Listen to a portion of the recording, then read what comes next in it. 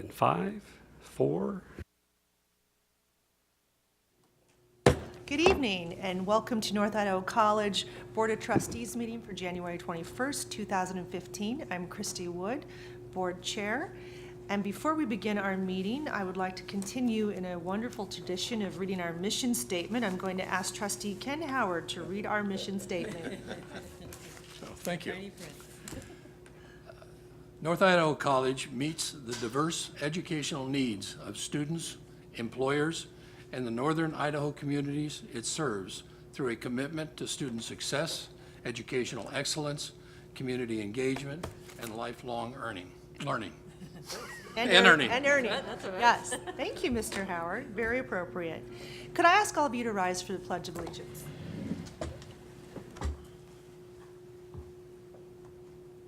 Allegiance to the flag of the United States of America and to the republic for which it stands, one nation, under God, indivisible, with liberty and justice for all.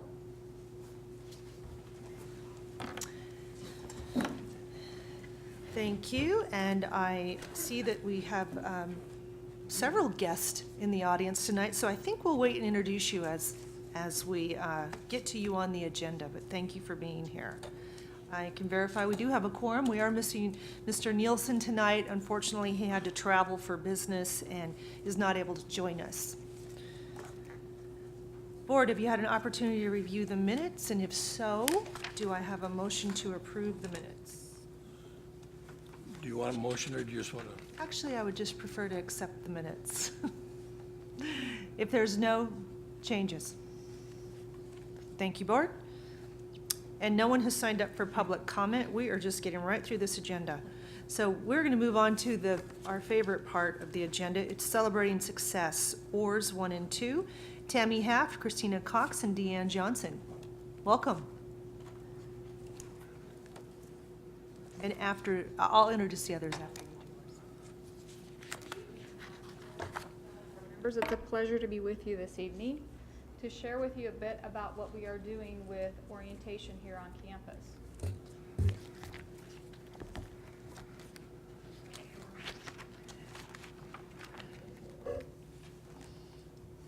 I'm Tammy Haft, and I have with me Christina Cox and Deanne Johnson. So we're going to tag team this and talk to you a little bit about what we are doing. During the past year, we've actually redesigned what we've been doing with orientation, and there are many who are involved. So I want to talk to you a little bit about who we have involved in this. We work by committee.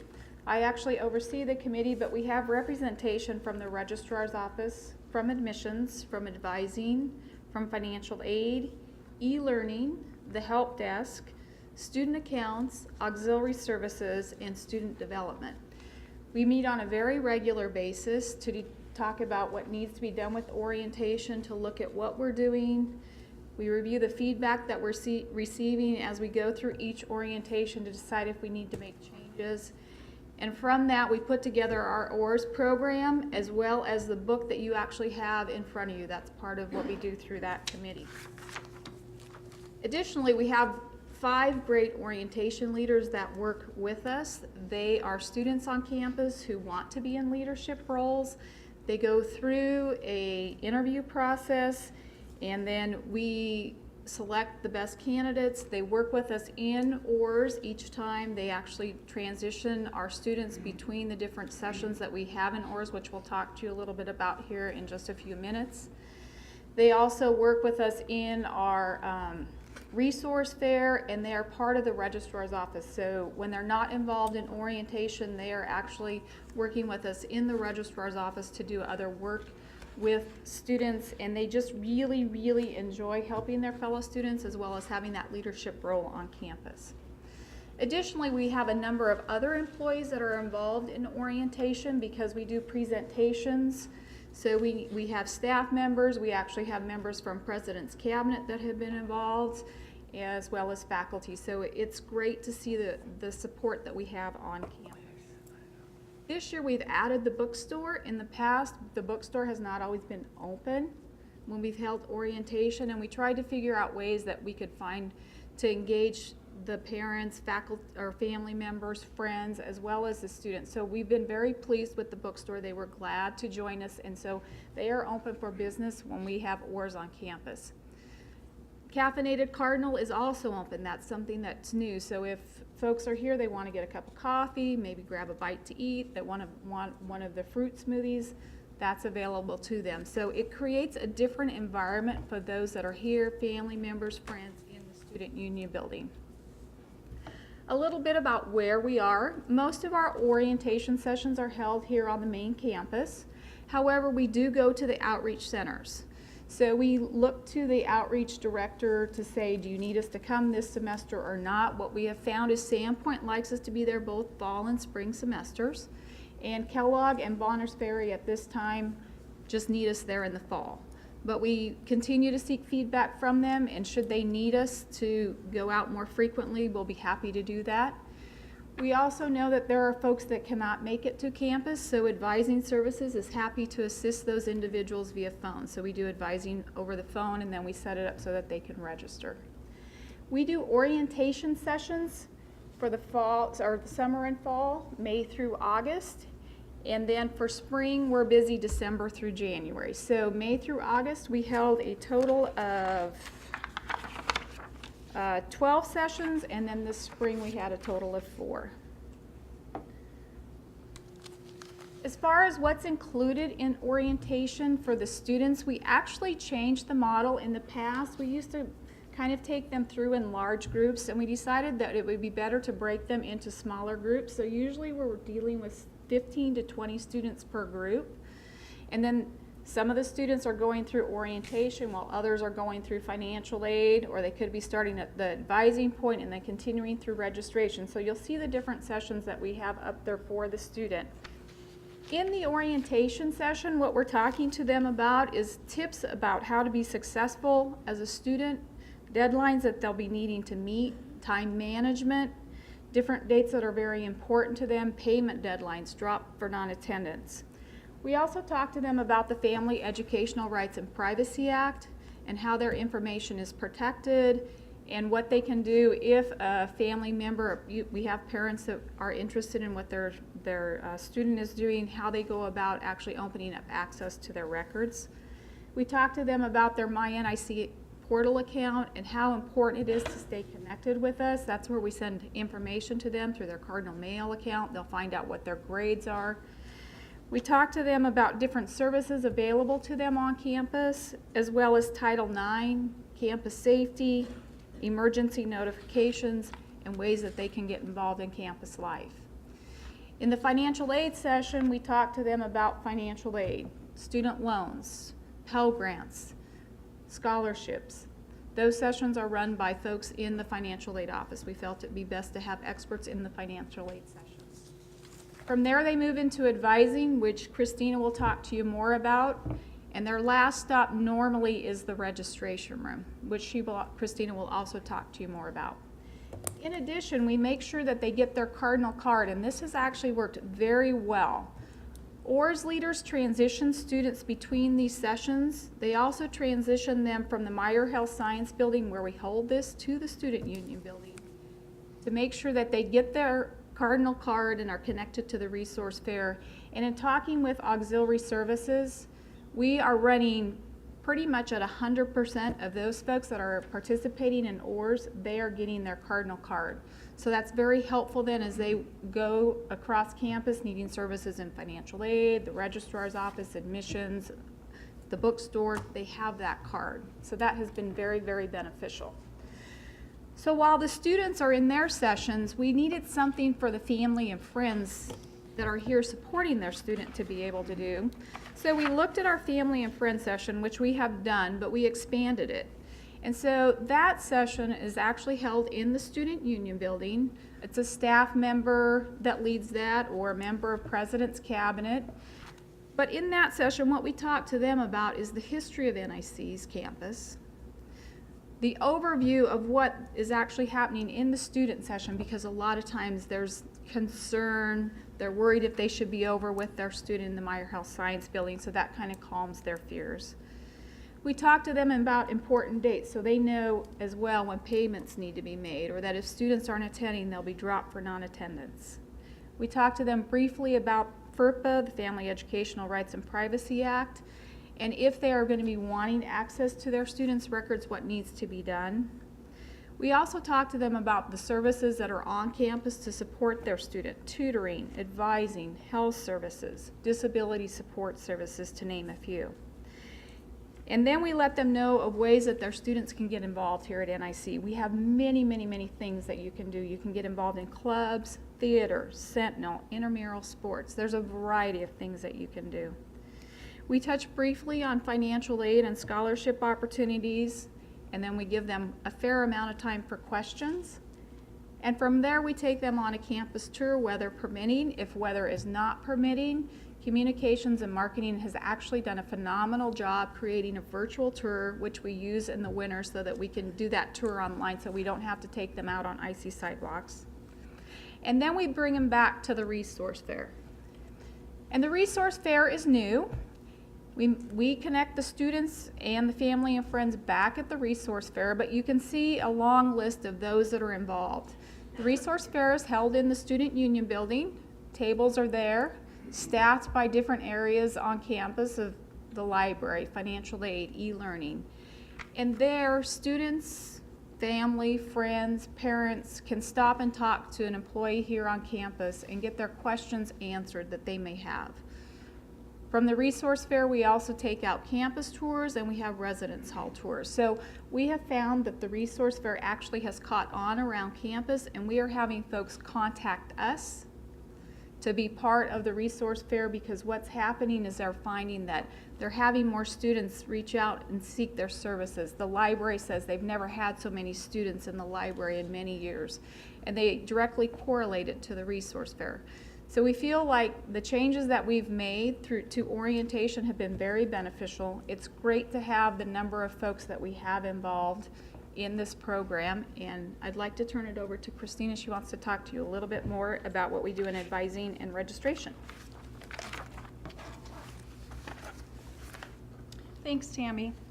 As Tammy said, I'm going to talk a bit more about what we do in the advising room.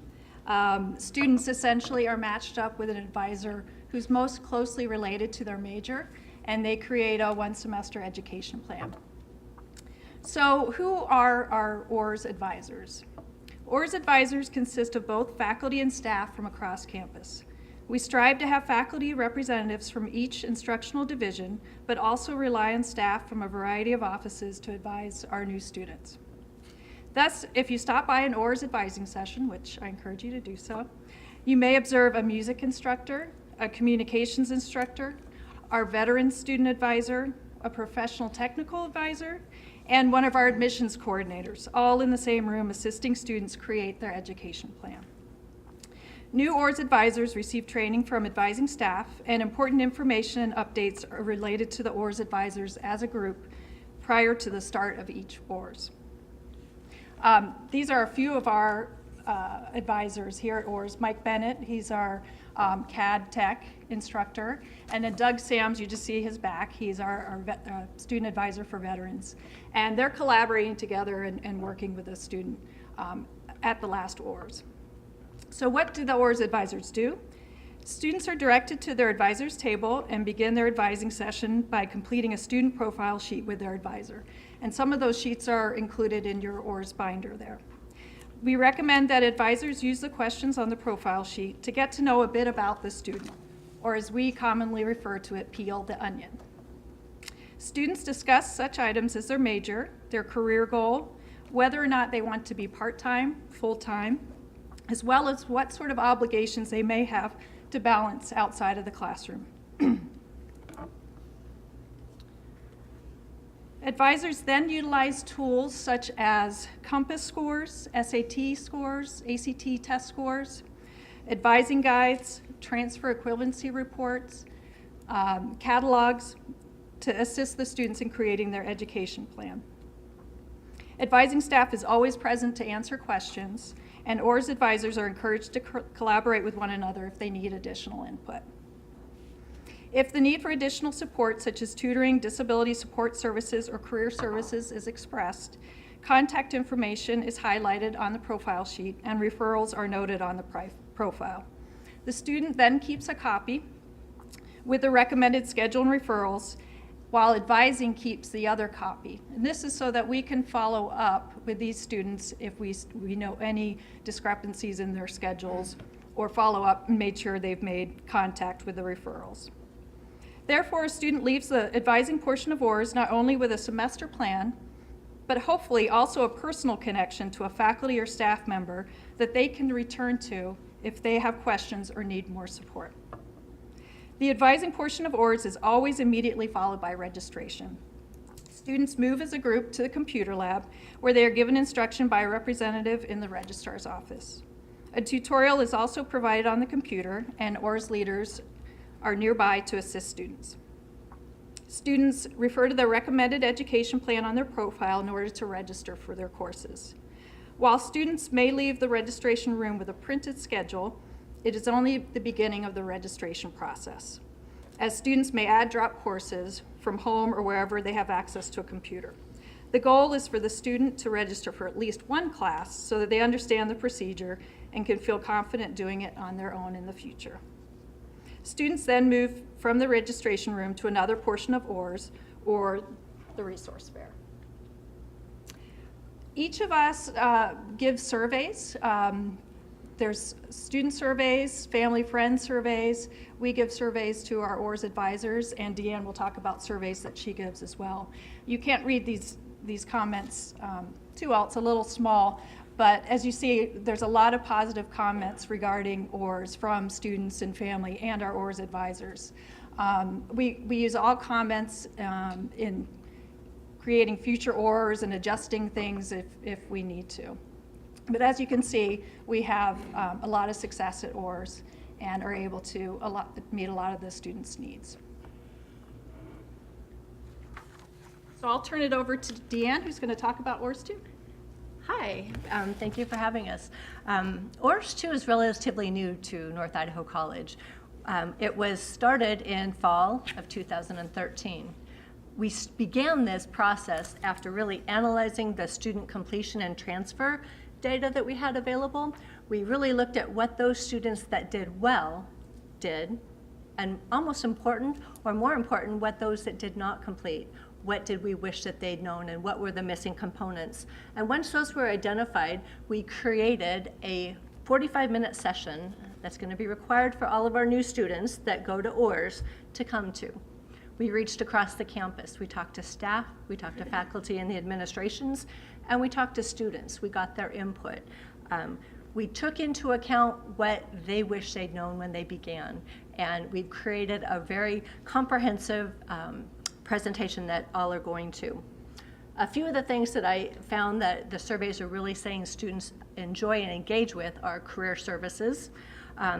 With that, we present each student with an ECIS account, or a Career Information System account. It's like a profile. It's a Gmail account or something that they can take with them.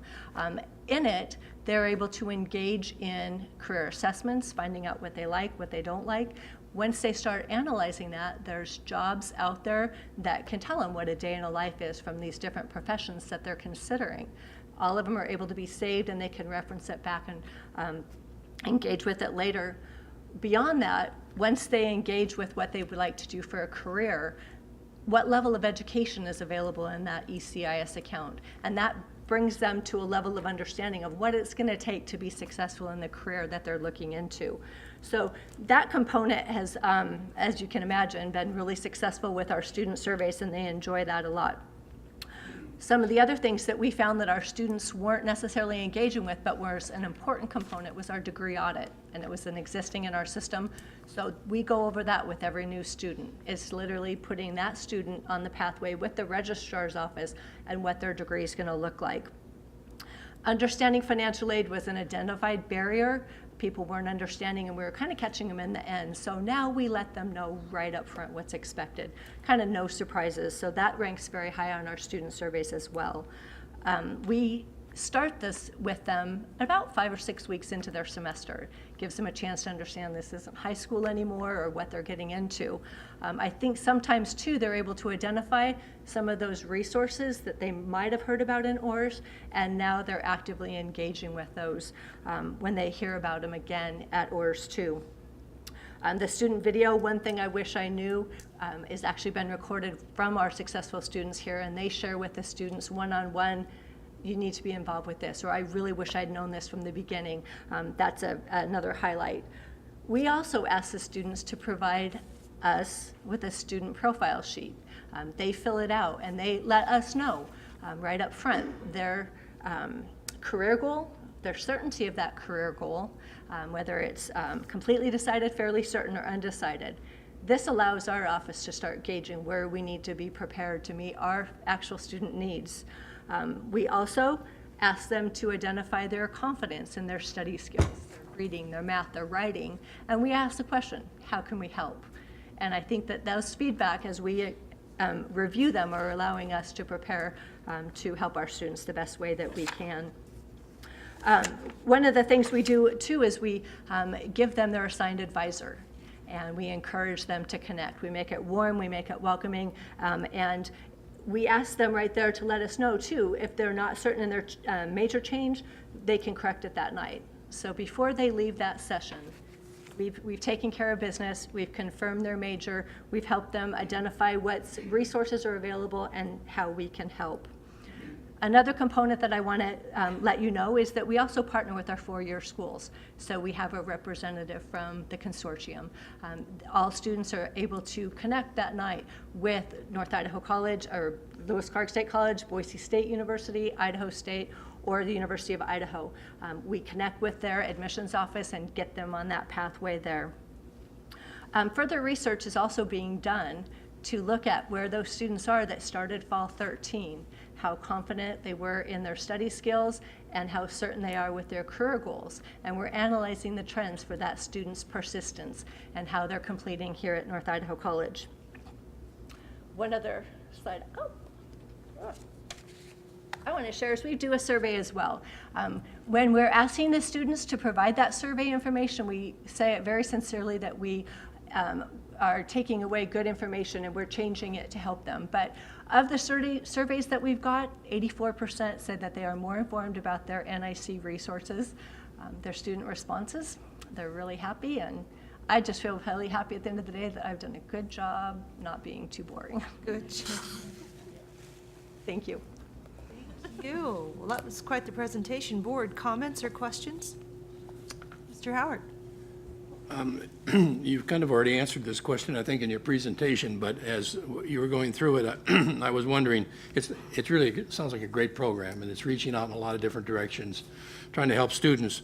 But do you, is your measurement of your success, is that contained in the student survey process and the profiling process and the research, or are there other ways to measure the success of what you're doing here? Which one of you would like to answer that? We do rely a lot on the surveys that we're doing, but we also see how students navigate through campus. So feedback that we get there as well lets us know that we're on the right track. But as far as other measurements that would provide you with some sort of percentage, we don't have that available. I would just add in advising services, we have a software where we track students and the notes in there. So that is something that we can track the reason for coming into our office and look at. Thank you. One other thing that I wanted to mention that we didn't mention is we actually provided service for 2,100 students this year for OARS. So there were 2,100 students that we assisted in the OARS process this year. Ms. Meyer. Just following up, I think I saw on one of the slides there that if you didn't come visit OARS, your registration was put on hold. Did I read that right? Yeah, I can answer that. That's OARS 2. That's OARS 2, yes. So, but you can't get to OARS 2 unless you've done OARS 1? Well, OARS 1 is required for students. If they're not able to attend, then we certainly do that by phone. So if they are asked to register for OARS 2. If they do not, we have an opt-out form. Should have mentioned that. So we don't in any way hinder our students from registering from classes. I think we're learning as much from our opt-out forms as we are from our registration profiles, because we're still asking those same questions from the student, and they are still understanding and agreeing to engage with their degree audit and understanding the importance of advising services. So we have not had any student not be able to register for classes due to the advising hold.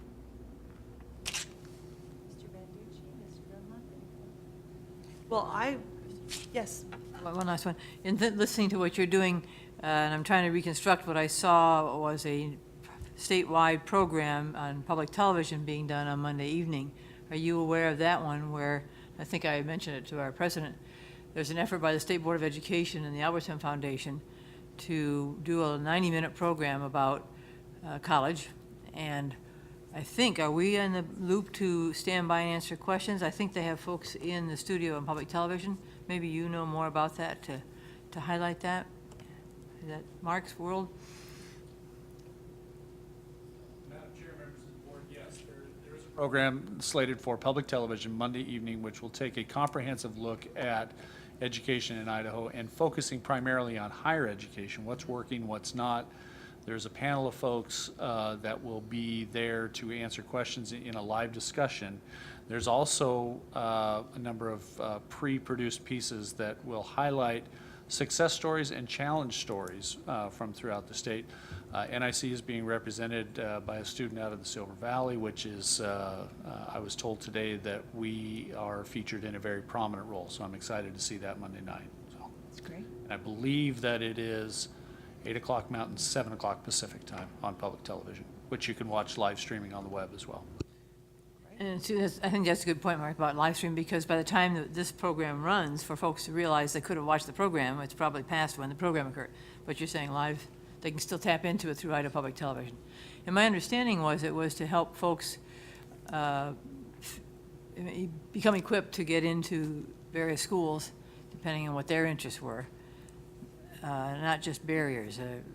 I guess we'll have to wait and see on this, but it correlated a little bit with what you're doing, which is set folks up for success by getting them using everything that we have available to them. And I understand, at least, that financial aid is often a challenge for an opportunity to educate. How about that? And that will be part of the discussion, I think, on Monday night as well. So thanks for your good work. Well, I would just like to add that I'm just so amazed at the connectivity in all of the areas of campus. It'd be hard to fail, really. You have to be determined to fail because everything's been thought of. And what a wonderful thing for students. What a great thing for parents to know that you're going to carry someone, you're going to hold their hand the whole way through and help them with all the resources. So that's very exciting stuff. I'm just very pleased, and it was a great presentation. And one more thing, you talked about the student video, which I think has to be very powerful. Are there PSAs, public service announcements, that we do on our website of your program that a parent could watch this presentation? Not yet. Okay, someday. Well, I just think that would be, if I had a student coming here, I'd want to see all these wonderful things. So fabulous work. Thank you for the presentation. One last thought. As we speak about this is all, sounds like we're thinking about the first timers coming to school, but I assume this program would be available for somebody who hasn't been around an institution for 25 or 30 years, and they're coming back in, and it could be equally more intimidating. And so, good, great, thank you. All right, we have another topic under celebrating success, and that's Common Read. And at this time, I'd like to introduce Maureen Steinel and Jackie East Peters. Is Steinel correct?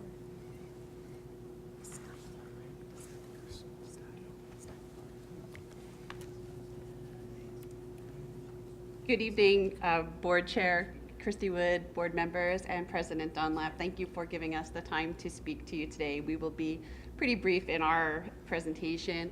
My name is Maureen Steinel. I'm a sociology instructor here at North Idaho College, and I'm also the Assistant Division Chair of the Social Science Division. And this is Jackie East Peters, my colleague, who is also a sociology instructor as well. And we're here to talk to you about an initiative that we started last year working on based off of the Diversity Steering Committee. And it's part of an effort to promote diversity awareness on campus here at North Idaho College. And so the steering committee came up with this idea to have a common theme. So we run a common theme every 2 years. And again, this is a way to promote diversity. That's what our goal is. And it follows the college's value statements, our values that we're supposed to be doing this. And so part of what we did for the common theme was to also have a common read as a way to support it, which is nickel and dime this year. And we'll talk a little bit about that for you to you as well. So what we did was we came up with a theme, and this year's theme and next year's theme is socioeconomic diversity. And the point is to really look at issues of social inequality, particularly for our students, and this is obviously also a problem across the US when we're looking at levels of inequality. And so what we did was we formed a faculty workshop, and faculty got together and they looked at common read models across the US at universities and community colleges, and they decided which would be the best model for North Idaho College. And so they worked really hard and also did quite a bit of studying and research on learning about cultural competence as well. So this way, which is really important because it's a good way when you interact with your students. If you're more culturally competent, you can help with issues of student retention and so forth. So faculty worked to design this model, and then in the spring, this spring, we are piloting the model, and they're launching it. And so it's very exciting for this cohort of my colleagues and I as we are all working on it. So the next part I would talk about, I guess, I'll let Jackie talk about, would be the common read itself and how we came about that. So through the Student Education Committee and having the Diversity Committee choose that theme, so we went with a common read that would be associated with socioeconomic diversity. So we chose nickel and dimed in the Student Education Committee. And through that process, after choosing that and then kind of getting the word out last semester and letting people know that we were going to be doing this, trying to get faculty and staff on board with reading it, and of course also having the book read by instructors and then bringing that into their classrooms. So there's a few faculty on campus that are incorporating it into their classrooms, and that's kind of associated with the workshop and how our teachers going to be doing that.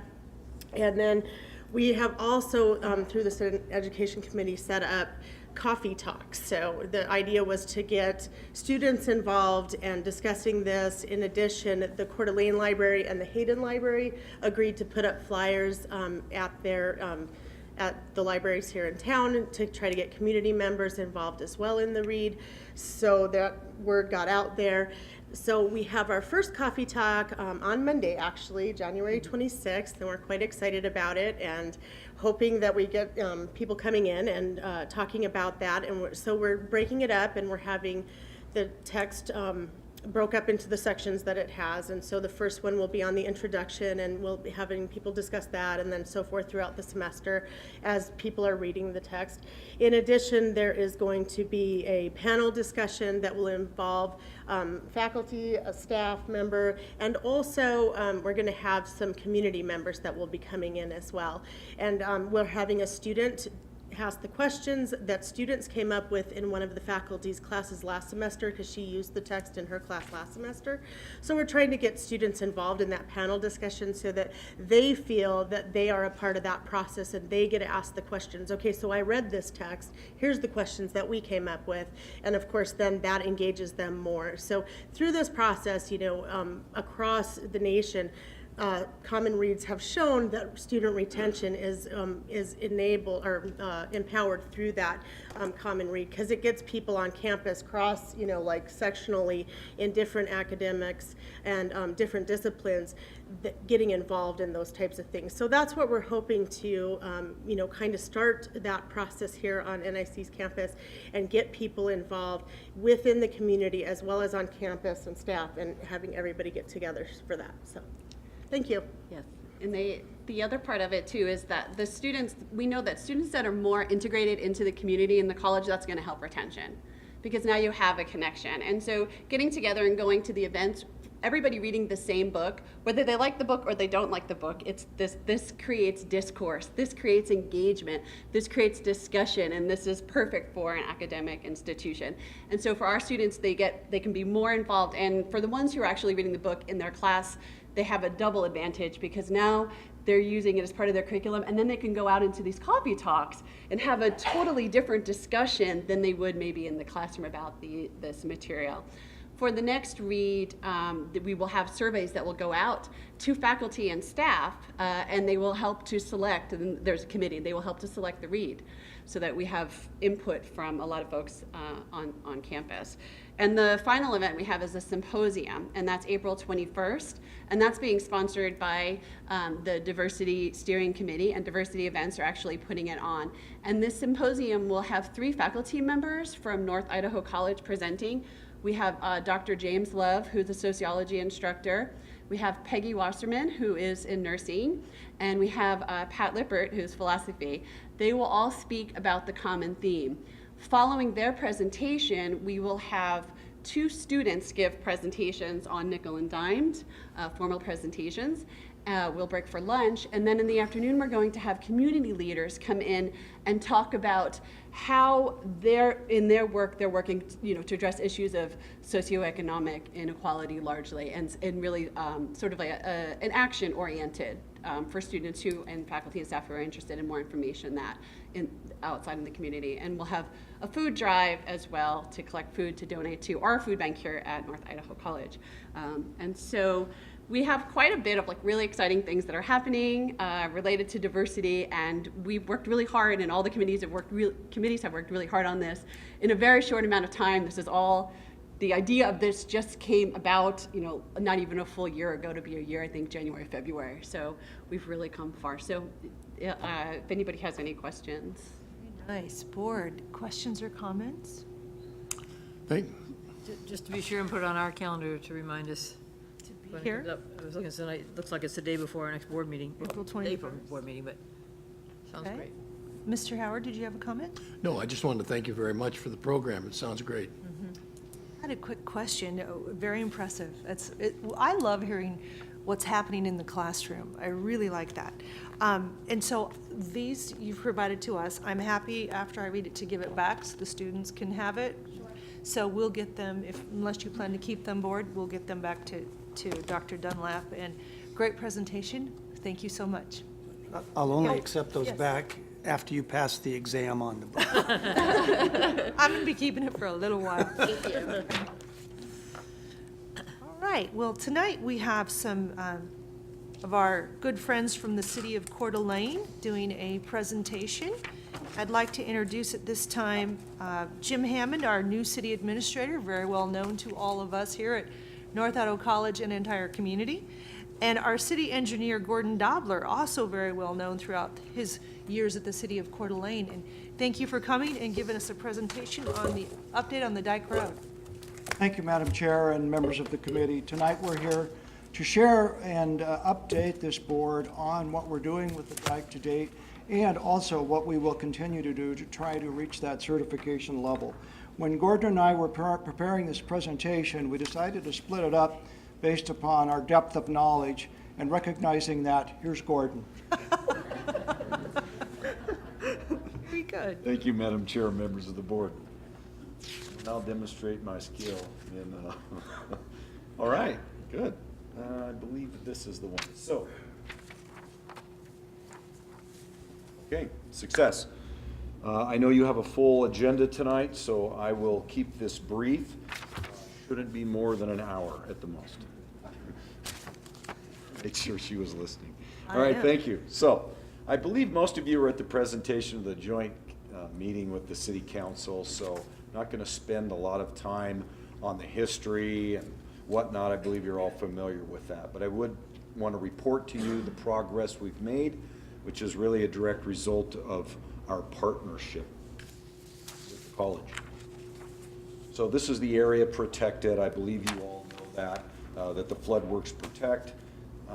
these are just the outlines of the underlying property ownership that these flood works exist on.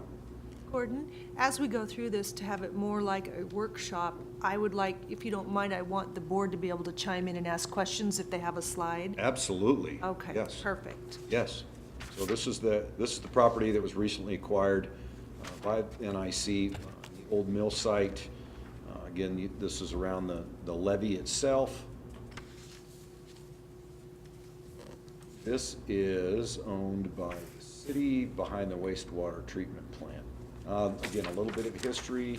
I'll go through it briefly. Up till '07, the Army Corps had certified the levee. We were notified in 2012 that that certification would expire in 2013. Certification was, of course, needed to retain the whatever the flood protection status through FEMA. And most of you know, and if you don't, Katrina was what really drove this review of all the nationwide levees. So that's really why this thing got hot after, 60 years of basically sitting there. This is just some facts on the FEMA certification. It needs to be certified. If it's not, then really, in essence, the foreground comes out of the protected zone and is within a 100-year floodplain. And that has significant impacts. So, if you might remember, the college partnered with the city to retain Roon Yeager and this team to perform really the first part of the first phase, if you will, of the certification, which is the evaluation and analysis. These were the tasks that were included. Since then, we've submitted the application to FEMA. I've given you the breakdown in costs for that first phase. That was the preliminary phase. This was the scope of what we would call phase 2, to produce the submittal for certification. And again, the college and the city partnered with that. And now we are through this. We've submitted that application to FEMA. They're reviewing it. We expect to have really their approval, which is a preliminary approval, in the next 2 months. I think by law, they're required to give us a response within 60 days once it's submitted, and we're pretty close to that. So our representative there is telling us that we would expect a response, and so far they don't see no red flags. So that's coming up. As part of this this phase 2, if you will, was an estimate of the work that needed to be done to finish the project. Let me skip over that one for now, inspection reports. To finish the project, or the estimates. This is some of the work that needed to take place. I believe you've all seen these sites. These are, this is over by the mill. This is the concrete cap that was on the sheet pile there. That needs to be replaced. These are some of the encroachments that we've worked on to satisfy the Army Corps' requirements. This is what I might refer to as opening 15. And it's the old mill access to the river off the parking lot, the mill site. Hopefully you know where that is. These are, again, just some of the encroachments. I'm just going to go through here. This is more history. We've addressed most, if not all, of these with the Army Corps over the past year and a half. When you say addressed, Gordon, you just identified, no? No, good question. Thank you. We have actually gotten there. They don't actually approve, but they send us a letter of kind of no objections. In fact, I have a copy of it. I'm trying to speed to it here. These are just some of speeding. So we received this from the Army Corps that says, all right, you guys have submitted all the information. We actually went back to your records and dug out construction documents for the bathrooms that dated back to mid-70s, because those had never been approved. So we submitted all of that, and they sent us a letter saying, okay, for those encroachments, you guys are square. So that piece is Okay. This is opening 15. Now I'm just kind of reporting to you the progress that we've made past, actually 2 years. This was done 2 years ago, where the city went out along that area abutting the old mill site and cleaned it, laid down erosion, and in concert with NIC staff, we actually paved the path you can see in the upper right corner there and created just really a magnificent public access corridor, bed corridor. Neat views from there too. A few before and after shots for you. Again, that's what we've done so far. And just as a side note, I believe this is the area that we're in discussions with you all to put an art piece there. So that was in the area that we developed a couple of years ago. So we're moving forward. Let me just pause here a minute to say that we have included your staff in an ongoing dialogue over the past 3 or 4 years. Understand we've had some fluidity among your staff, so we've had a little pause here, at least in our coming to the board, but we're excited to be here tonight because we have had to move the project forward to keep on our certification time frame. So we have been busy in the past, well, 3 or 4 years, but recently we've focused on our vegetation removal. We've mobilized our crews out on the levee to do as much work as we can get done this year. So these are just some pictures of that. That's our recent work. We've done some slope restoration. If you haven't seen this, I would encourage you to go out. We're very pleased at how it turned out. Reshaping the dike to eliminate those valleys and erosion spots that were called out by the Army Corps, required by our consultant for certification. And Gordon, this work, city crews did this? Yes. Okay. Done by city crews, and I'm going to touch on that briefly here in a few minutes, on how we're realizing some efficiencies to keep the costs down. Okay, so now we've actually begun a bit of it, but we're really into the meat of the final phase, if you will, of getting this certification, which is actually doing the work that the consultants identified needed to be done and the Army Corps identified in their inspection report in 2010 of deficiencies that need to be corrected along the whole length of the flood works. So you see here, we've completed the CLOMER, and that's an acronym, obviously. Let me see if I can remember what that means. Conditional Letter of Map Revision, and that's a FEMA term, but it's the precursor to the actual certification. So the work to be done, I've captured it here, these bullets: structural remediation. We have to put in a new wall along Northwest Boulevard. We're closing the opening at the old mill site, which was opening 15. You've seen that. We have to raise one of the openings that the old railroad crossed by the museum.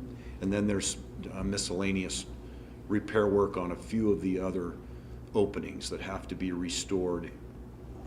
We have interior drainage work. Some of that's already been done.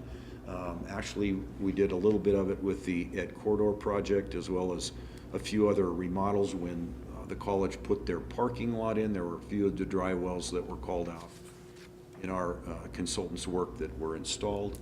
So some of that's been done already. And of course, the tree removal and erosion repair, which we've just started. And once that's done, then the consultant will certify, turn it into FEMA, and hopefully we'll be done. Total cost, our consultant is estimated as $816,000. That includes about a $75,000 contingency. So in my mind, the real cost estimate is somewhere around $750,000. Let me just pause here and make a few salient points. This work will take place over 2 years for a few reasons. One of them is, frankly, budget constraints make it easier, but the amount of work really would be tough to finish in 1 year. So FEMA is okay with that. We've explained that to them, and the Army Corps, as long as we're making progress, they will give us the time to finish it. So that becomes important to us and to you all as far as budgeting and getting the work done.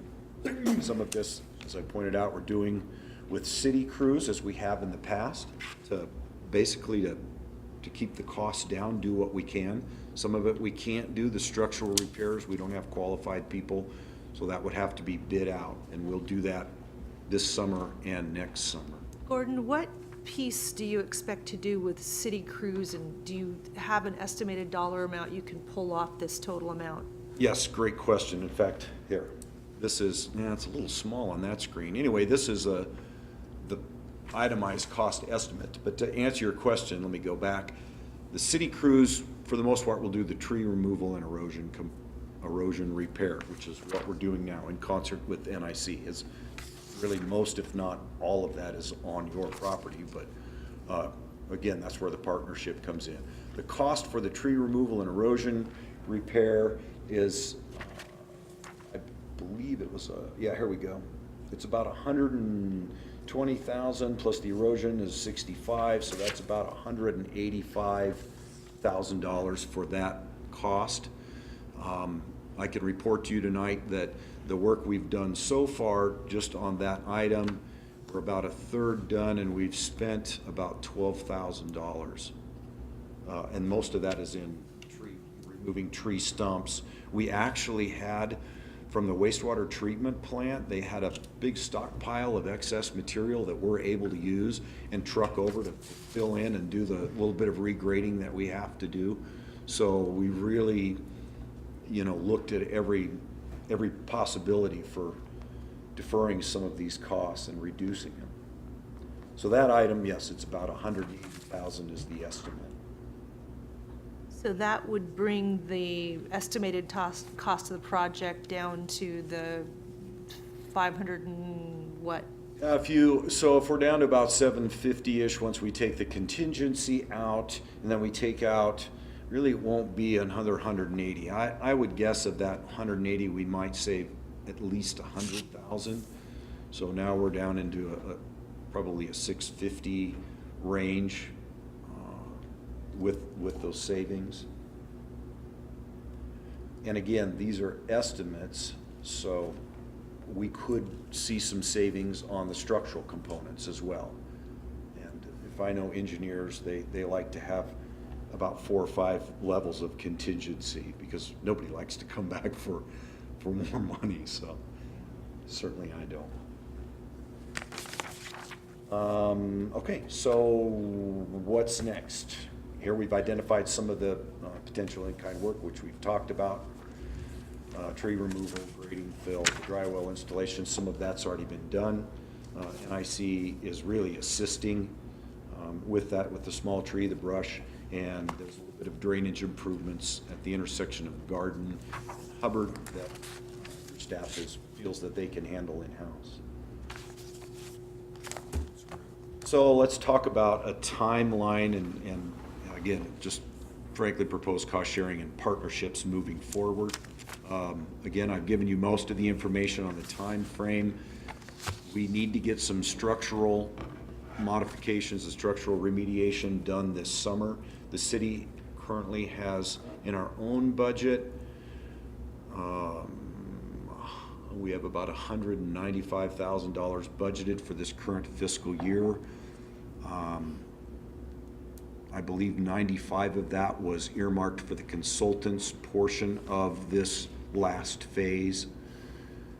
So we are moving forward spending what we've budgeted. If other funds become available, then we would use those to complete the structural components this year, and then in our second budget year, complete the structural in the summer of 16, and then any of the tree remediation, tree removal, and the erosion repair that we don't finish this spring and fall, we would finish next spring and fall. So by really late summer, early fall of 2016, we should be done and ready to have the consultants back in, do their final, their final review, and submit their certification report to FEMA. How long is the certification good for? Yeah, that's a great question. I have not so great of an answer. Okay. That was actually one of the first questions that I asked. And the answer goes something like, well, every time we come and review your floodplains and remap them, you would need to recertify, which was not a definite answer, but it's about every 10 years we go through this process. We went through a FEMA review of our floodplain in 95, and another one in 2010 was the most recent. So that's the best answer I got, was we should expect it every 10 years or so. But we don't expect these kind of costs every Not 10 at years. all. No, these are really, these are great questions. I appreciate you asking. These are really one time. The ongoing, now that we know, post-Katrina, what they're looking at and what they're concerned about, it's more just minimal cost to maintain and to manage that. But these are really the first time in, the levee floodworks were built in 1940, so quick math is 74, 75 years that we've done really any of this. So it's accumulation of 75 years of maintenance that needs to happen. So no, I would not expect really any significant ongoing cost, minimal, a few $1,000s a year for vegetation management or, concrete repair should anything happen. Okay. Well, Board, he's given us an awful lot of information. I know you must have questions, so please fire away. Yeah. This project has been going on for some time now. I remember a presentation when I first came on the board, quite frankly, having to do with the evaluation, and my recollection is the questions were asked about who's going to be responsible for the remediation costs and that sort of thing. My recollection is that the answer was the city, but we've had discussions since then, and I think that answer is going to be revisited, obviously. But I guess I need to know who's responsible for the dike and the road on top of it. So that's a There's great too much- question. Yeah, no, just legally responsible. I mean, does the city have an easement that the dike was put on and the road was put on, and there's an easement for the city to put the dike in and put the road in? The city got an easement from the mill when they put the dike in. That's like 3 lines that says, yeah, we'll give you an easement for construction of the levee. We actually have right-of-way right along, and in that same period, right-of-way was dedicated for the road, but the right-of-way is along the top of the levee. So the property line is really at the edge of pavement or the top of the levee. It was not really well defined, so I don't have exact measurements. That's the way it was dedicated, along the top of the levee. I guess I'm not thinking so much about the exact measurements as I am, what are the contents of the easement? Normally an easement will say you have an easement to put a dike in or a road in, and you're going to maintain it, and you're going to take care of it. Is that what the easement says? Normally they do, I agree. The easement, again, is probably 2 sentences at most. It says, I think it was WI, the lumber company, grants an easement to the city for construction of the levee. Okay. And who's been taking care of the levee and the road since that easement was granted?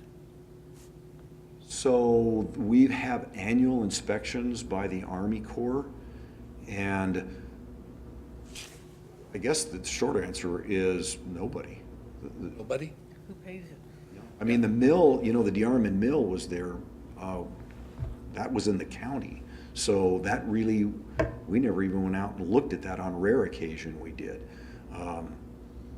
It really has never come up because there's really been very little maintenance done. It wasn't even an issue until the inspection in 2010. And I've been here 20 years and did 20 annual reports with the Army Corps, and every time they came out, we'd walk down the levee and they said, yeah, it looks okay. I mean, your answer kind of begets one of the questions I have, though. Seems like the documents that I've seen, they write to the city, the Corps of Engineers, as they don't write to NIC. And they write to you, and you go out and do the inspections. And I'm guessing that the city has been doing the lion's share of the connection with the Corps of Engineers over all these years? Sure, we're the lead agency, we're the sponsors, so not the underlying property owners, the city is. The Army Corps will come to us to say these need to be done. This is the first time we've been faced with, well, how does that get done?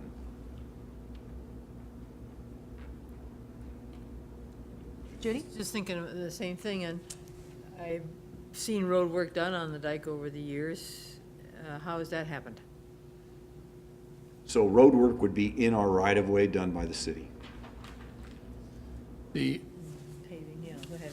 yeah, are you requesting the other property owners in this floodplain to participate? In the floodplain? Yeah, So, well- yeah, that's a great question. When we formulated, you know, a plan with the council on how could this be funded, an LID rose right to the top. And they looked at that and said, well, it wouldn't be our first choice, and the results of, and I actually did an evaluation based on property value of how that would play out and who the major players would be. The city was about 27% of the property value through the wastewater treatment plant, and then various residences, and NIC was about 49%. And I think that was, you know, shared and looked at when we partnered for the first phase, if you will, of that major cost, where the, NIC ends up being, as with the major property owner in the foreground. So that was the council's direction, saying, well, if we can, and really that discussion was had even before the first phase, where NIC partnered with us to get that first order of work done. So when it came back to this additional work, they said, well, if we can make it work, staff go look under every rock. So we've, you know, within the city, we've taxed the wastewater treatment plant, as you can imagine, because they own property out here. Our drainage utility is participating for the improvements to the drainage system, and we've looked everywhere. But I think the city said, well, the city would pick up, in essence, the property owners, the individual residential property owners' share of the cost of this. So the city's gonna pick up all of the property within this floodplain area, but they're asking NIC to pay for the property that NIC occupies. Yes, that's a fair statement. Has there been any examination or exploration of a different cost-sharing proposal rather than half? So that Well, the we city looked could at also NIC participate? funding all of it, but kind of eliminated that right off, thinking, I don't know they'll go for that. Yeah, probably 2 or 3 different, for this kind of money, there's not a lot of, we looked at grants over 2 years, looked at any kind of grants that would be available, federal funding through the Army Corps. And while there are programs, they were not funded, they didn't have any money in them. There was one program. So yes, we've spent, I have personally, a fair amount of time looking at any other possibilities. LCDC, but their portion is minimal that their district covers. So yeah, we have.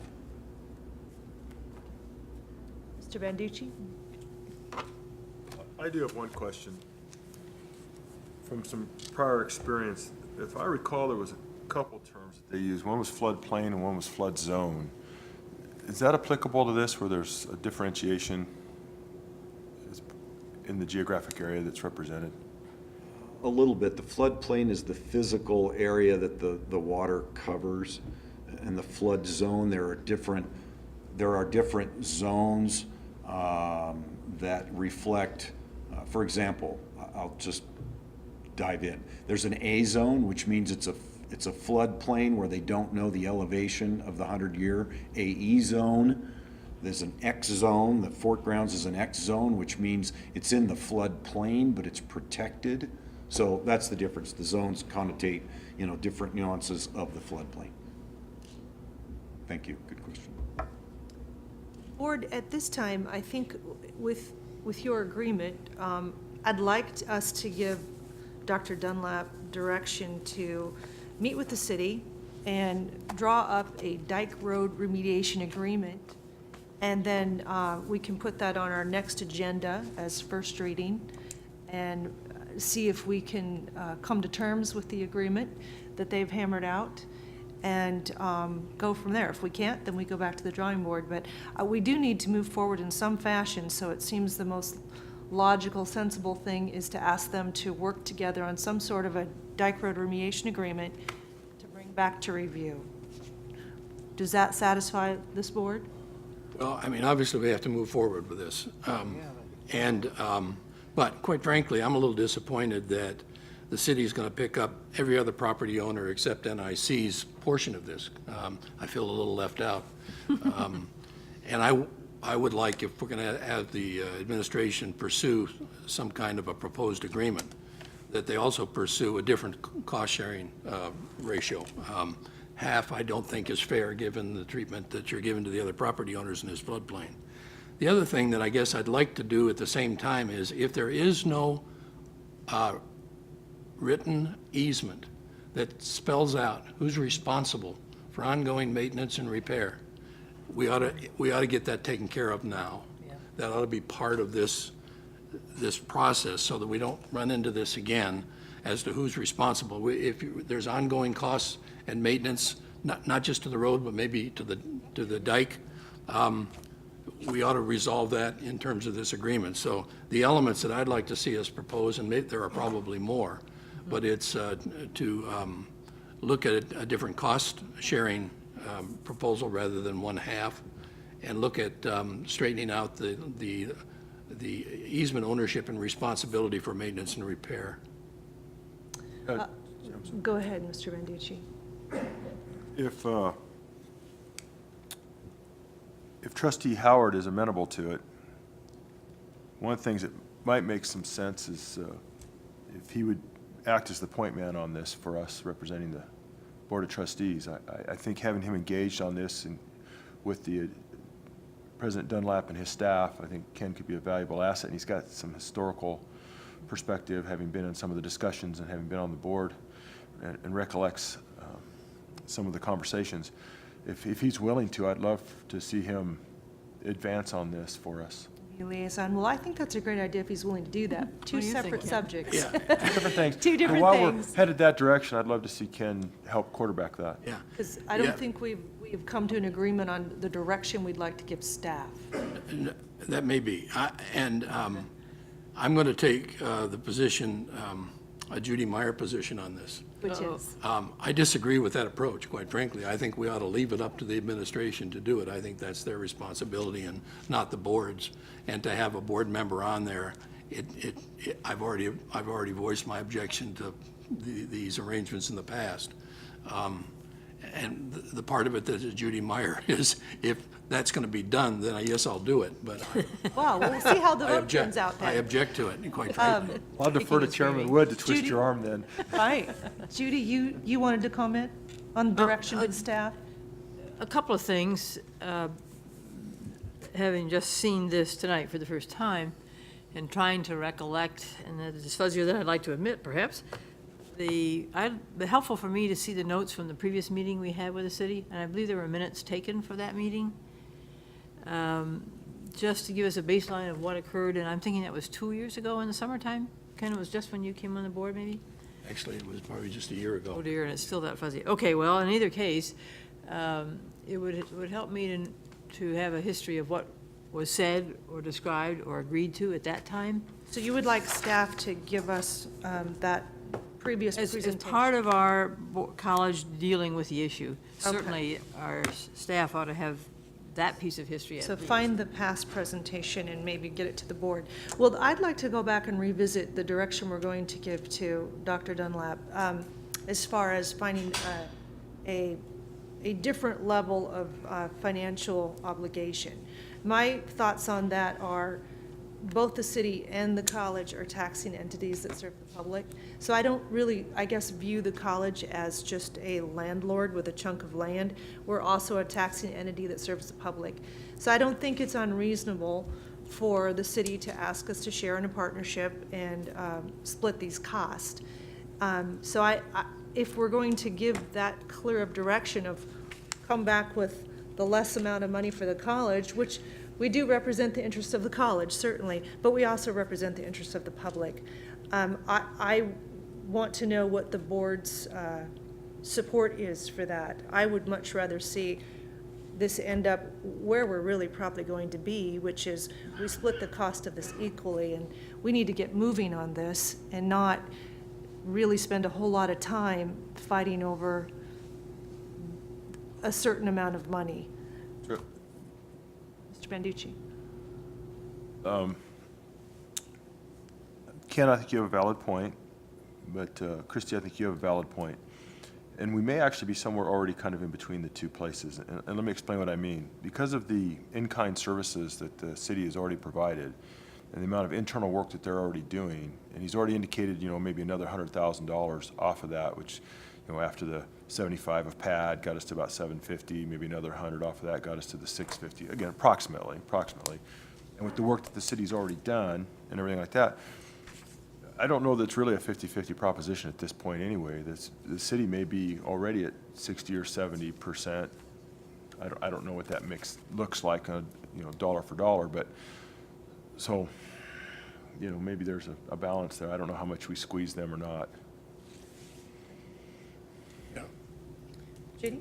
I'm trying to pull us together because I understand we need direction, but I also feel like a couple of new things. Once upon a time, in this process, there was discussion about seeing how other communities dealt with this, and I think Wood River was one of them, and I think there were some other places. I know there was some research done on that, and I don't know, did that come back probably to the city to chase for any other mitigation adaptations that can or were done?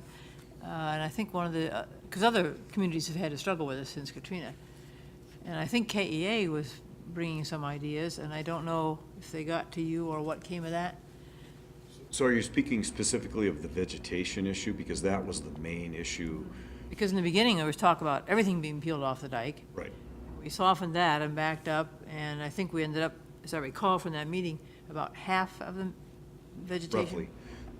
So what happened there is the Army Corps was the kind of the tip of the spear for a bit, saying if you want to, in order to meet our requirements, you have to remove it all. Well, then it kind of the baton kind of shifted to certification. Army Corps backed off of their requirements. They actually passed a resolution last summer that said we're going to disconnect vegetation from our approval, if you will. But in the meantime, FEMA said, so now we're looking more to FEMA, and they're saying whatever your consultants require is what you have to do. So that's what we're really doing moving forward. But folded in that were all of these other, actions in other communities that were struggling with it. And in the end, they had the same course we did. In fact, I've been contacted by 2 or 3 of them to figure out how we got through it. And we're all pretty much following the same path. You go down the certification, you hire a consultant, and on a case-by-case basis, what their review shows and what their recommendations are is what you have to do. So, and didn't we agree when the consultants, we all agreed we needed to have some consultants help figure it out? At that time, what did we agree as to how much we would participate in paying? I'm sorry, how much do we agree? What was the Because question? what was the college's role in paying for the consultants? They paid half of it, 200. I just wanted Yeah, the 415 plus the 80. I'm sorry. That was up to the $250,000. Yes. That whole package. That's what the bill was about. It was about 500. Pretty close. Mr. Hammond, did you want to make a statement? Well, Madam Chair, I just wanted to remind the board that part of the urgency on this is that in order for Gordon to be able to get bids out and award those bids and get the work done this year that we're trying to get done this year, that's where the urgency lies in trying to come to some agreement and move forward. And I think we all agree and understand that. A new one to me was the having to fill in the opening on the old mill site. I understood that was grandfathered in, or grandmothered in. So, yeah. Actually, granddaughter, whatever. Okay. No, the way that played out was we are required to make it functional. And the way the mill left it for you when you acquired the property was completely non-functional. They pretty much destroyed the pockets that the H-beams go in. So when our consultants look at it, their recommendation was don't even try to restore it. It's actually cheaper and more efficient just to basically pour right over the top of that. And we had a couple of options, which, again, your staff's been involved in, and we've partnered with them on the solutions. But the simplest, cheapest was basically just to fill that in and leave an area that would allow pedestrians to pass through. So that was the genesis of that. Thank you, because that, to me, would be part of what LCDC helped us do when we acquired that land. Was that, that higher education campus area, that was LCDC funding that helped make that happen? Well, the remediation piece was LCDC, but they, from what I Roads. recall, they didn't touch any of the seawall or the opening. Yeah, we didn't, that was not part of the scope of the ed corridor. All right, board, well, we've got various points of view here on direction to staff, and we need to give them clear direction so they can move forward and meet with the city leaders. So can I get some sort of consensus on one plan or another? One other question on, and Ken, you mentioned it earlier, was the, as we work this up and establish the easement and where it is and who manages it, and who then takes on the cost in the future, we almost need a laundry list of things here to think through. And that's one certainly that caught my ear, Ken, was that the baseline from which we do what we need to do and what's ahead for us, both for budgeting purposes and operation purposes. As I recall now, we have a reciprocating agreement with the city for waterfront security provided by the city. Excuse me, the beach, Madam? Yep. Judy? No. The beach is in the county, and so any law enforcement services are provided by the county sheriff's department. We've discussed that before, wondering what to do, and at this point, this is where we are, so that's what I needed to be sure we had. That's more a matter of it being within the city limits and outside the city limits rather than responsibility for the dike. Yeah, that's That's an correct. annexation question. Different That's issue, correct. yeah. Except that aren't they adjacent to each other? Yes. So there'll be implications as we go. Okay. All right, well, maybe we can come to common ground here. Well, my suggestion, I think still is that we have the administration get together with the city and try and work out an agreement. Maybe we disagree on some of the fundamentals, I don't think so, that the agreement address ongoing and future interest in the dike and the road in terms of maintenance and operation and that sort of thing. So what wasn't done in the beginning probably should be done now that we're addressing it. The point maybe of contention, at least between you and I, Yeah. is whether or not the administration should negotiate a different cost sharing. And I believe that we ought to leave it up to them to do that.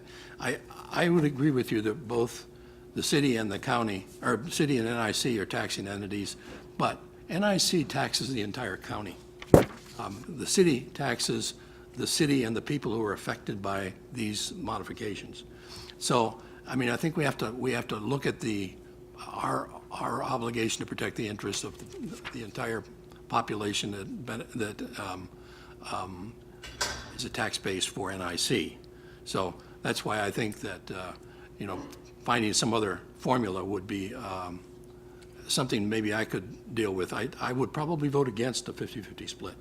And that's certainly your prerogative. I think if you go back and visit Mr. Banducci's point that the city has already put in quite a bit of time and maintenance with their own personnel that they're paying for. They've been fairly good partners to the college on a number of projects, and we have many more projects going forward. So we get down in the details of the cost sharing here, which, splitting half to me I'm not opposed to that. We have many more projects to move forward with the city. And the next project, it may cost them more money than us. These things tend to ebb and flow. So I am, if staff wants to move forward and look at a couple of different options, I don't have a problem with that, and then we can just see how it all plays out. Yeah, have the administration give us those options, sure. Okay, is that a clear directive, Dr. Dunlap? It is. Do you have any additions, any comments you'd like to make? I do not. All right. Madam Chair, then what's Yeah. our timeline here? Our timeline, I would suggest, board, if you're good with this, that it get on next month's agenda for us to review a remediation plan. I would also like to suggest that between Dr. Dunlap and the city, that we put some sort of a cap on the spending overall. And I think the cities would probably be in agreement with that. Comes back to us in February for first reading. We might be able to do the second reading, given the timeframe, issues that are there. Sure. Hopefully, we'll get a recommendation that we can maybe get in advance in writing that we'll be able to review, and then we can make a decision at the next meeting. I think that is important to get this resolved. Yeah, all right, there's the direction. Gentlemen, thank you for coming tonight and doing the presentation. We appreciate the time you took with us. Have a good evening. All right, that takes us on to our constituent reports. ASNIC, Richard Fortman.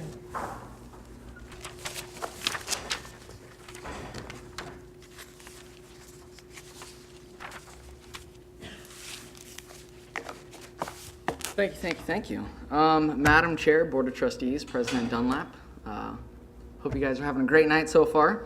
I'd like to first start off by thanking Vice President Graydon Stanley, Mark Browning, and President Dunlap for being wonderful hosts on our legislative luncheon that we had over the weekend in Boise. They took me around, showed me the Capitol, the kind of inner workings. I was quite surprised that there was many more green name tags than there was red and black name tags, so those are lobbyists, and I thought that was very interesting. So it was a good perspective to have. In addition to that, I just want to say, if I could advocate one thing to the students and to the board, we have an amazing president. Thank you very much for doing all that you do, and wonderful vice presidents. Their support of NIC and higher education, very adamant about what they do, and I'm just glad to have them as part of our team. So thank you again. So. In addition to that, ASNIC is currently working on the end of the year projects, and what I mean by that is some of those things is balancing our budget and getting a budget set up for next year's ASNIC. We also are getting ready for elections, so to fill new ASNIC positions when they come up next year. And in addition to that, we're also preparing for a banquet, and we're trying to ratify our Constitution. So it seems to be something that we mull over year after year, but there's a hard press to do it this year compared to some prior years. So in addition to that, we are also working on our rec center presentation. We'll be having a meeting Monday to kind of go over some final details so we could give that presentation to the Dormitory and Housing Commission. I believe it's going to be on the February 9th, if I'm correct. And then we will also be, after that, we'll give it to the VPs and then present to you guys. So I believe that's the timeline. Correct me if I'm wrong, but I don't. Okay, we got the thumbs up, so we're good to go. After that, finally, Student Events is having a family movie night on January 30th. If you guys want to come, it's going to be Big Hero 6. At 6 o'clock here in this room. There's going to be popcorn and lots of little kids, sleeping bags, and pillows. So it's always fun to witness that and witness the interaction with the students. I'm just glad that we could be a part of it and give that stuff to the students. So other than that, I mean, it's kind of a brief, short presentation that I have for you guys. Beginning of the year, I always have these high hopes and dreams that it's not going to be so busy, but I'm always wrong. So it's a good thing. It's a good thing, though. So if you guys have any questions, I'd be more than happy to answer. Board, any questions, Richard? Thank you very much. Thank Been you. very busy. Thank you. Madam Chair, Yes. if I may, I'd just like to add, first of all, that we appreciated so much having Richard join us for the event that was down in Boise. In fact, on Sunday when we arrived there was Richard's birthday. So Mark Browning and myself had a chance to go out and treat him to some barbecue that night, and he fared well for himself that evening. So a belated happy birthday to him. Should also note too, and I'm quite certain we're a little biased, but I wish you'd had the opportunity to listen to Richard speak to our legislative delegation. Each of the three student body presidents from the three community colleges spoke. We really think that Richard was the very best in terms of delivering a message that was authentic, that was genuine, that talked about the importance of this institution in Coeur d'Alene, Idaho, and what it does for people like himself and his peers, other students here. Richard was fabulous, so did a great job representing our institution, so I wanted you to know that. Yeah, that's wonderful, Richard. Thank you. No bias. Well, I'll tell you, and what a great endorsement by our students about our president and president's cabinet. We agree with you. And thank you for taking the time to go down and speak to our legislators. It's very important. Right. All right, that takes us to Staff Assembly. Carol Jones. Good evening, Madam Chair, Trustees, President Dunlap.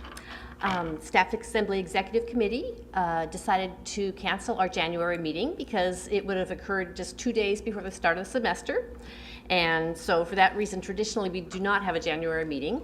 But when staff do return from the holiday break, we have just 1 week before the start of school to get students the late admissions, late registrations, financial aid. We are just busy trying to fill every available seat possible.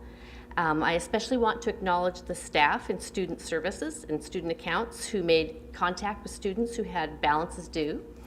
Starting a week prior to the payment deadline, if a student showed a balance due, staff sent daily emails, texts, and phone messages to students. So we've heard all about intrusive advising, and this was sort of like intrusive payment reminders, and we had fantastic results with that. Thanks to this college-wide effort, our drop for non-payment was the lowest ever. Only 137 students were dropped for non-payment this semester. And just to compare, spring of last year, we had 290 students drop for non-payment. So again, kudos to staff for their efforts, which helped to increase our enrollment numbers.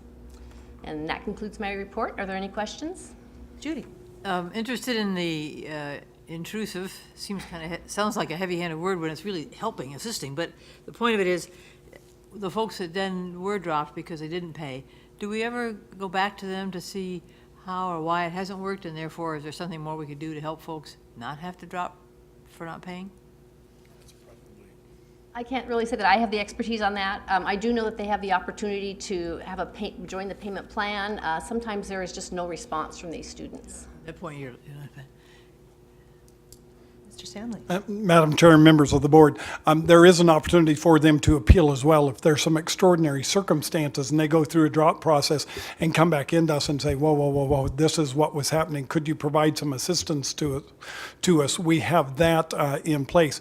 Additionally, before we went through this process, we let all of our staff know that there were some resources available to all of us through the generosity of the foundation to help students who were in extraordinary situations so that we could carry them over until their financial aid became available.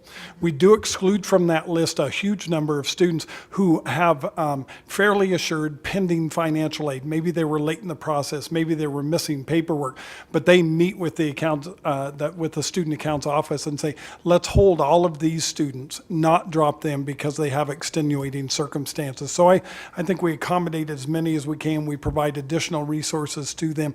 We've not gone back to those that ended up being dropped at the very final, but we will do an analysis of that.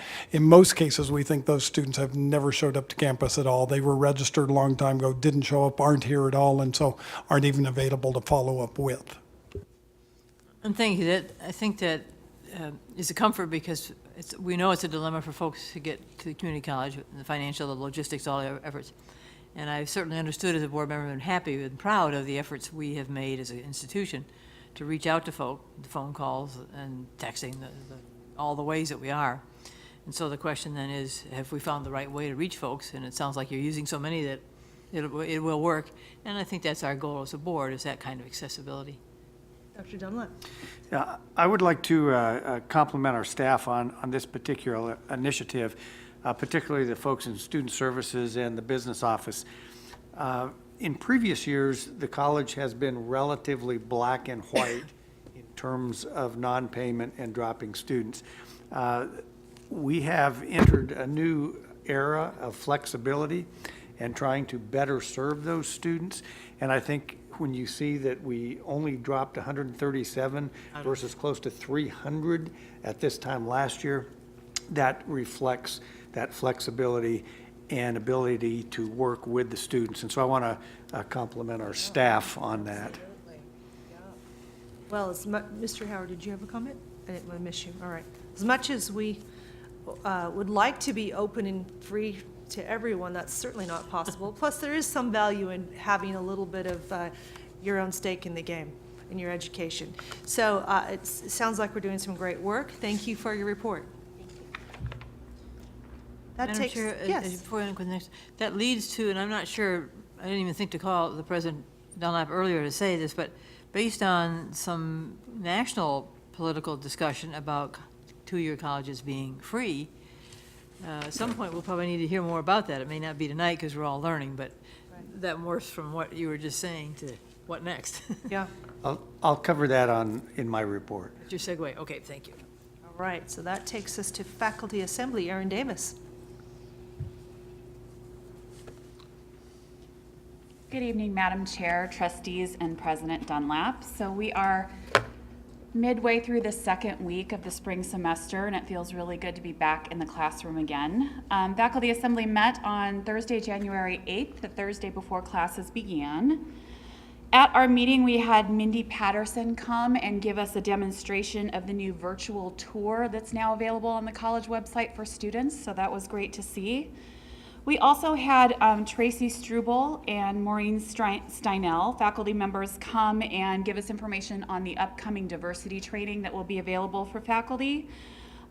This is kind of a nice complement to the theme of the Common Read, and it is based on a book called Understanding and Engaging Under-Resourced College Students. So it's really about helping students, who may have certain socioeconomic challenges. We know that they also have challenges with success and retention in college, and so this is going to be a great opportunity for faculty to really kind of dive into those issues and take a look at what we can do in our classrooms for those students. And then finally, we had Thomas Scott, our Director of E-Learning, come and talk to us about the importance of faculty participation in the State Learning Management System Feature Survey. It's an exciting title, but it is related to when the state's contract with Blackboard is up, and we're taking a look at where we go from there. Faculty have an opportunity to chime in and say which features in an online learning management system we really value and we would like to make sure that we keep, whether we stay with Blackboard or go with another system. So that's what we did at our January meeting. Are there any questions? Thank you, Board. Any questions? Thank you, Erin. Thank you. That takes us to the Senate. Chantel Black. You're almost up. Almost. Just a moment. Madam Chair, Board of Trustees, and President Dunlap. My report is, I'm happy to say that we're moving right along in reviewing all of the policies and procedures. So at this last meeting, we passed for a second reading 7 policies and procedures. Those were 2.01.07, inspection of records. That was the policy and the procedure. 3.02.11, political activities. 3.02.27, payroll advance policy. 5.04.02, instructor initiated withdrawals, policy and procedure. 5.04.06, information for transfer students policy. 5.14, attendance procedure. 6.06.01, memorials policy and procedure. And now it's time for your quiz. And then for first reading, thankfully, we also passed for first reading 2 policies and procedures. That's 7.03, fundraising and development policy and procedure, as well as 7.03.01, grants coordination policy and procedure. So things are moving right along, and I anticipate the same to happen through the rest of the year. Are there any questions for me? Thank you, Board. Any questions? Hopefully you've got your hands full. Thank you. All right, Dr. Dunlap, please.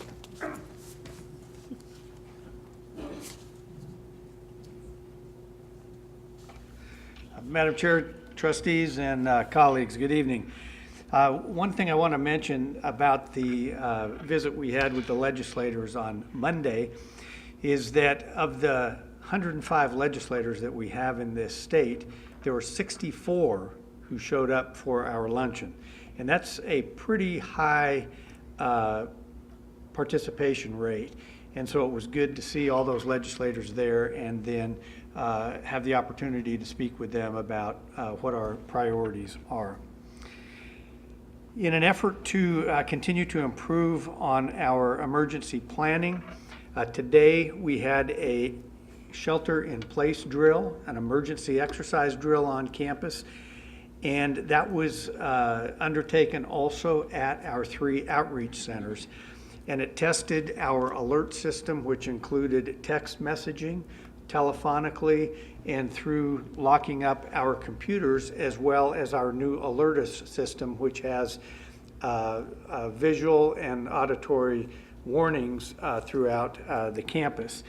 And there were approximately 8 Coeur d'Alene police observers on campus to watch the exercise. There'll be a debrief tomorrow to determine how we can improve and what we learned from that exercise. And I'm happy to say that the observer in my building thought we did a fairly successful job. And so we'll see what they have to say tomorrow. Our radiography program received a re-accreditation of the program, which is now accredited for the maximum amount of time, which is 8 years. And I appreciate the efforts of Shelley Sun, the faculty member, and Dean Christy Doyle for their efforts in that accreditation process. Also, the cumulative 2014 first attempts at the nursing certification exam for all of 2014 have just been made available to the public. In Idaho, there are 12 schools that offer registered nursing programs. Those include for-profit institutions, they include private colleges and universities, and public colleges and universities. And I'm proud to say that of those 12 programs in the state, North Idaho College had the highest pass rate for first-time exams, and that was a 98.57% pass rate, and that beats out all the universities and the for-profits. So we're particularly happy about that, and I would like to congratulate our faculty that include Miriam Underdahl, Shannon Baggett, Joy Altizer, Candy Yates, Nancy Murren, Nicole Walters Pikarski, Janice Ramirez, Peggy Wasserman, Jane Edwards, Monica Bay Ponder, Marcia Becker, Erlene Pickett, Gina Prindle as the director of the program, and Christy Doyle as Dean of Nursing and Health Sciences. So that's a job very well done. The NIC Foundation has begun the capital campaign feasibility study process for the CTE facility, and through a competitive process have hired Tom Monahan as the campaign counsel. He's the individual who also was campaign counsel for the Meyer Health Science Building capital campaign. Also work on the Economic Development Administration grant for support of the Career and Technical facility has begun and will likely be submitted in March or April timeframe, depending on when the Economic Development Administration wants us to submit that according to their time schedule, and they award grants every 90 days. Also, the NIC Foundation's third annual Bon Appetit fundraiser to support NIC students, programs, and scholarships is scheduled for Friday, March 13th, and it includes fine dining and wine pairing. And this event has quickly sold out in the past, and I would encourage anybody who's interested in attending to visit the foundation staff and purchase your tickets. Last year, this event raised approximately $40,000 for student scholarships.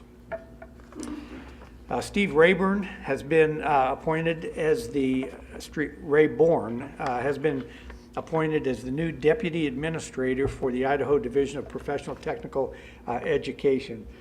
And he currently is the District Director of PTE Programs at the Nampa School District, and prior to that was a Program Manager at the PTE Division from 2008 until 2013, and we believe will be a welcome addition to the PTE office staff.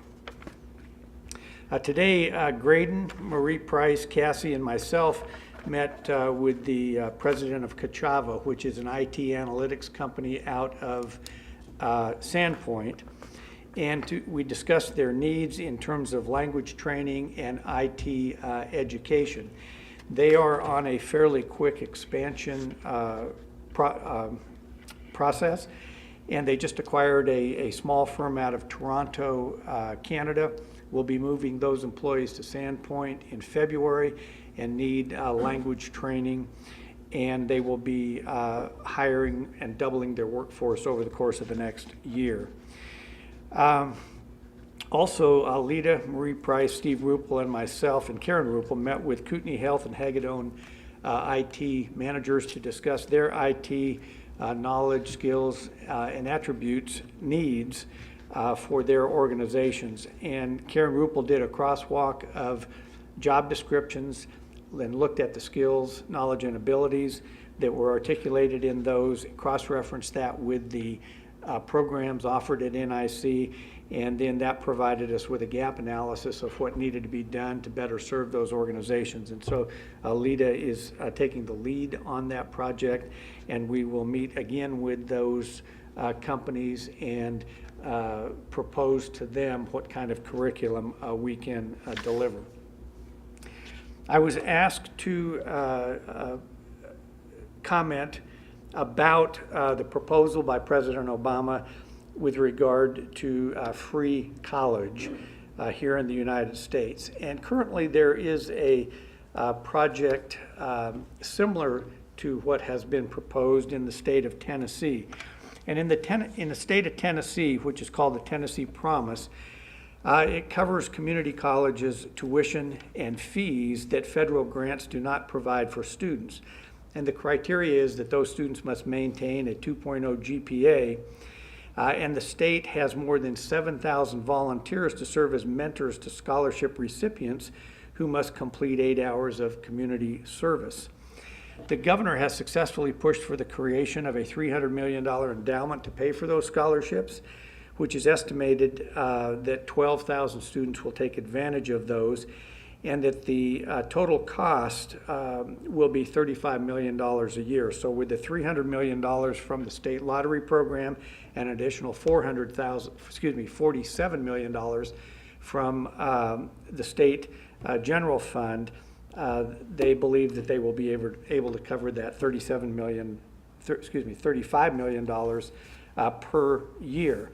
Now, the federal program is a little bit different, and what has been proposed is that across the country, the average tuition and fees for community college students is $3,800. The federal government would pick up 3/4 of that cost, and the state governments would be required to pick up the remaining 1/4 of the cost. The proposal would also require that states maintain higher education funding, so the federal money would not just replace state funds. And so based on the President's State of the Union address last night and the composition of the Congress, we may quite potentially never see this come to fruition. But that is the proposal that has been put on the table, and we'll see what happens. If it does come to fruition, it would be required that each state adopt that program if they opt into it. And so whether Idaho would choose to adopt into that program or not would remain to be seen.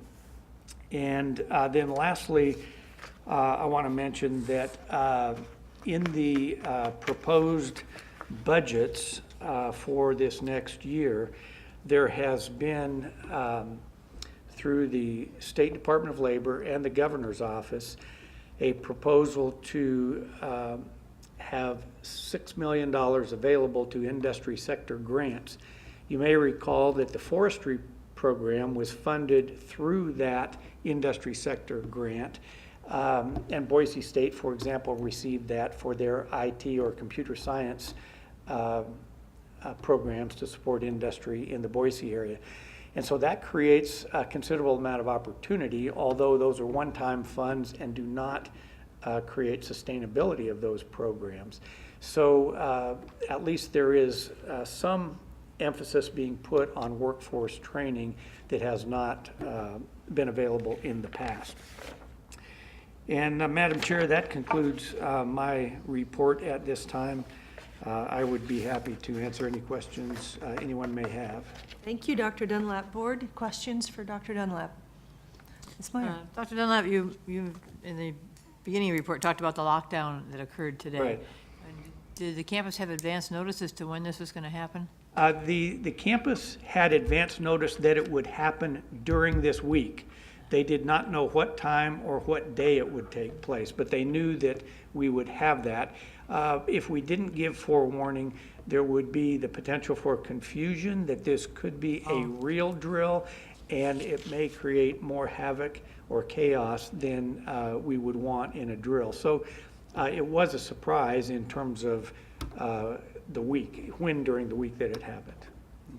And just to follow up on that, it's a sad commentary that we have to spend time and energy and money, because it looks to me like we're going to ask the legislature to help some more with campus resource officer funding and security monitoring equipment.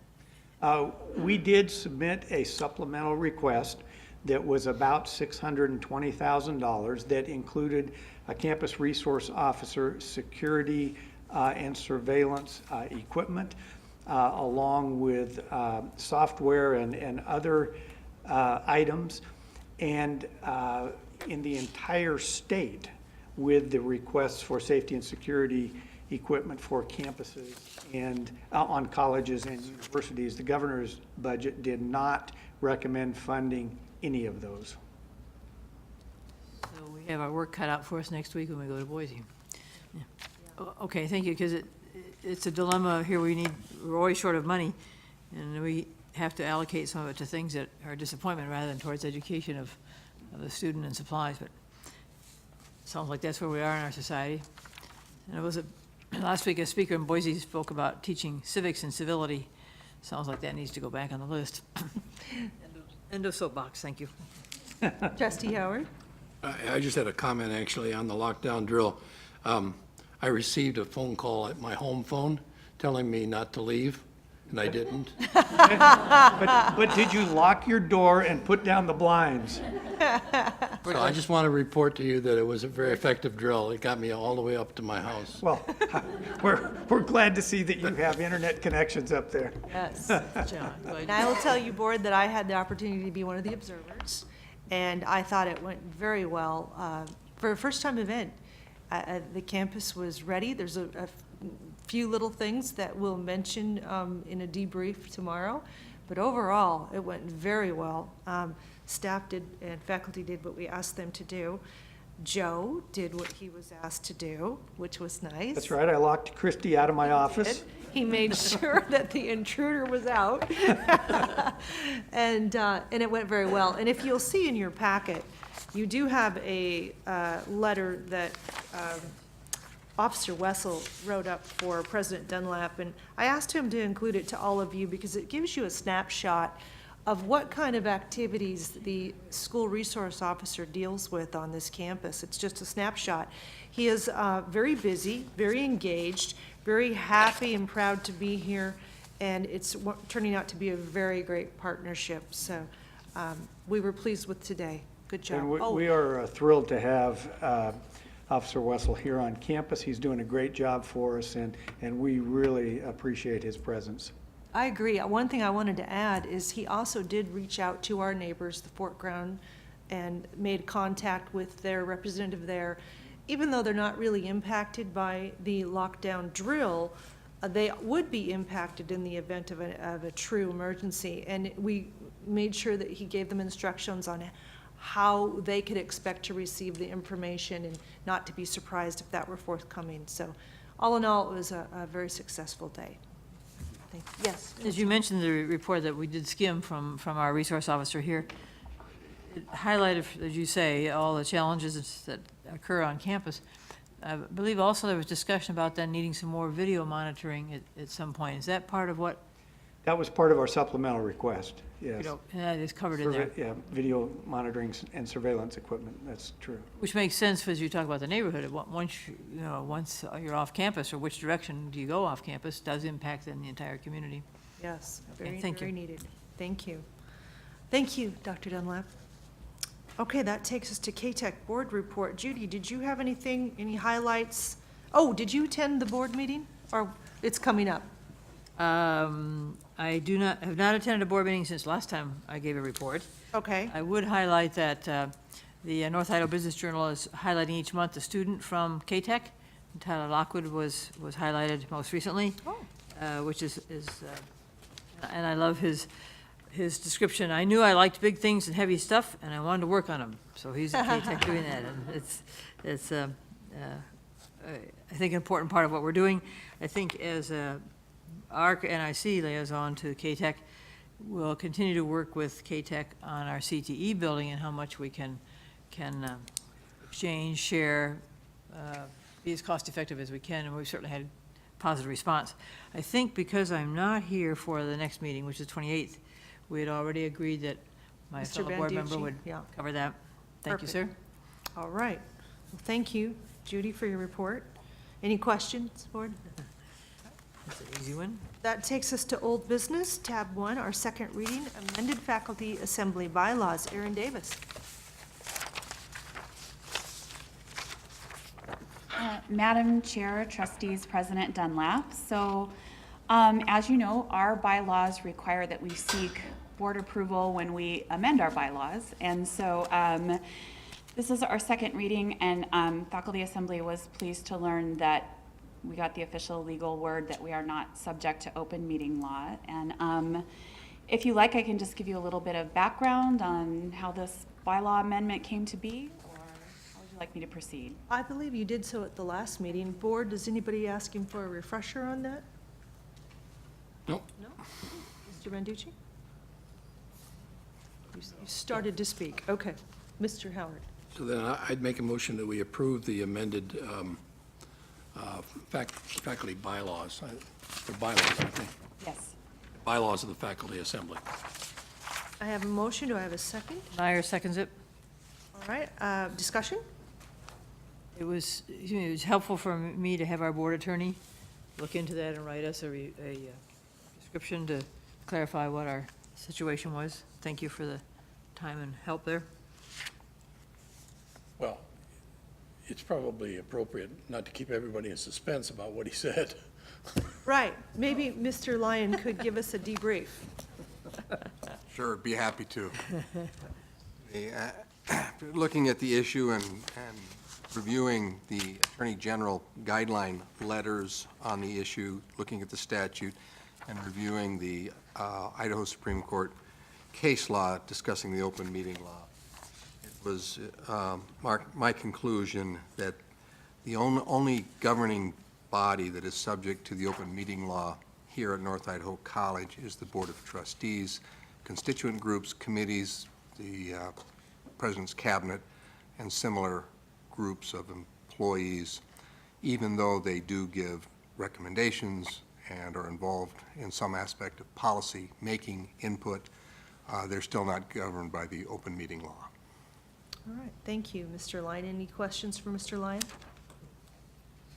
All right. Any further discussion before we vote on the motion? Mr. Banducci.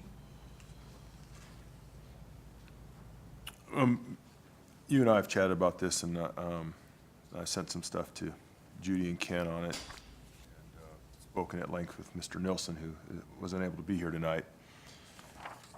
And we've had this reviewed from kind of two perspectives. One was the open meeting law, which, to be truthful, as you also are aware, I've got another analysis that was done that disagrees a little bit with Mr. Lyons, and there's a little bit of some conflicting opinions and thoughts on some of this. But then it also kind of addressed it beyond the open meeting law and just about jurisdiction and authority and appropriateness. When I talked with Mr. Nilsson, especially with him going on the trip, we as a group have not had much time to talk about this. It's been a crazy month, even evidenced by the fact we didn't have an executive session today. When Judy asked Aaron last month if there was a time criticality to this, if there was a need to do this quicker or could it be delayed a month, Aaron had responded that it wouldn't hurt anything if it was delayed a month. One of the things that Mr. Nilsson and I did chat about, and I mentioned to you, is the idea of postponing it for 1 month to allow us to flesh this out a little bit more. And I could read some stuff and spend about 10 minutes here. I don't know that I want to do that. But with some of the legal opinions that we're getting, again, there's some varied opinions and thoughts, and some of the stuff is a bit contradictory, and I'd like to be able to explore it further. I don't believe that I am in a position, and I would like to think the board also, to make a decision at this time, either for or against this. So, Mr. Banducci, there's a motion and a second. What you would need to do is you would have to make your own motion to delay this process and see if you get a second. And I think my second's on an airplane, but. This motion first? Well, no. Okay. So hearing no motion, I do have some more discussion on it, though, because this is an important issue. I mean, the idea of the faculty or any constituent group having an opportunity to meet with their members to discuss a various array of issues that might come up. And the issues might include things that positions they're going to take with regard to the administration or salaries or any number of things that might be very sensitive. I think we have to offer them the opportunity to do that within their groups, whatever group it might be. And the opinion that we got from our attorney, I think, answered my questions, I guess, about where the law sits on it. We did receive some letters, I guess, we'll call them an analysis, but they're unsigned. And I'm always uncomfortable looking at something that's unsigned where the author of it does not have, does not take ownership of it. And the difficulty is that a discussion like this is a healthy discussion if we can talk to everybody. And when somebody submits something in writing and doesn't sign it, it's difficult to have a conversation with them and difficult to find out where the merit is, if there is merit to what their arguments are. So as it sits right now, I just have a difficult time finding any basis upon which not to approve this. Well, let me ask just a couple of questions then, just those points, because Ken, I can understand your concern of authorship. However, I still think it would be reviewed for content, and I get the feeling that some of this was dismissed summarily and out of hand, and it wasn't even given a good look. The only person that responded when I reached out was Christy. I didn't hear from you, I didn't hear from Judy. I did at length discuss it and work with it with Ron, had that opportunity, and he has hard copies of it. And Christy did respond, so I'll respect her opinion. But there are some issues, and I think there's some bigger issues. Again, I think it extends beyond just the open meeting law. And here's just a couple of questions, and they were posed, and they were even suggested to go to Mark. But, you know, it says, does the North Idaho College Faculty Assembly have the authority to deny one, some, or all NIC trustees access to the North Idaho College Faculty Assembly's meetings? If so, precisely what statute or NRC rule or policy confers that authority to them? Does the North Idaho College Faculty Assembly have the authority to deny the general public access to their meetings? If so, precisely what statute or NIC rule or policy confers that authority to them? And then,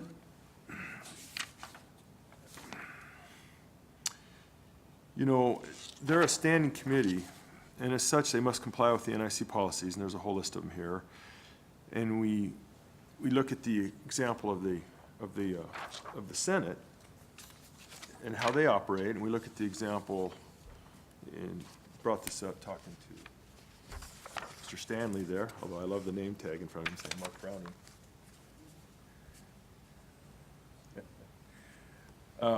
You know, of how they do it at CSI. So it's more about authority and what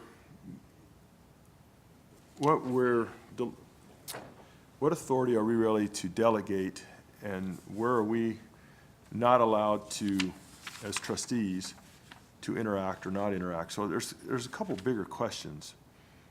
And it's ironic that they're coming back to us for approval because they needed our approval for their own rules. So again, there's a question of authority there.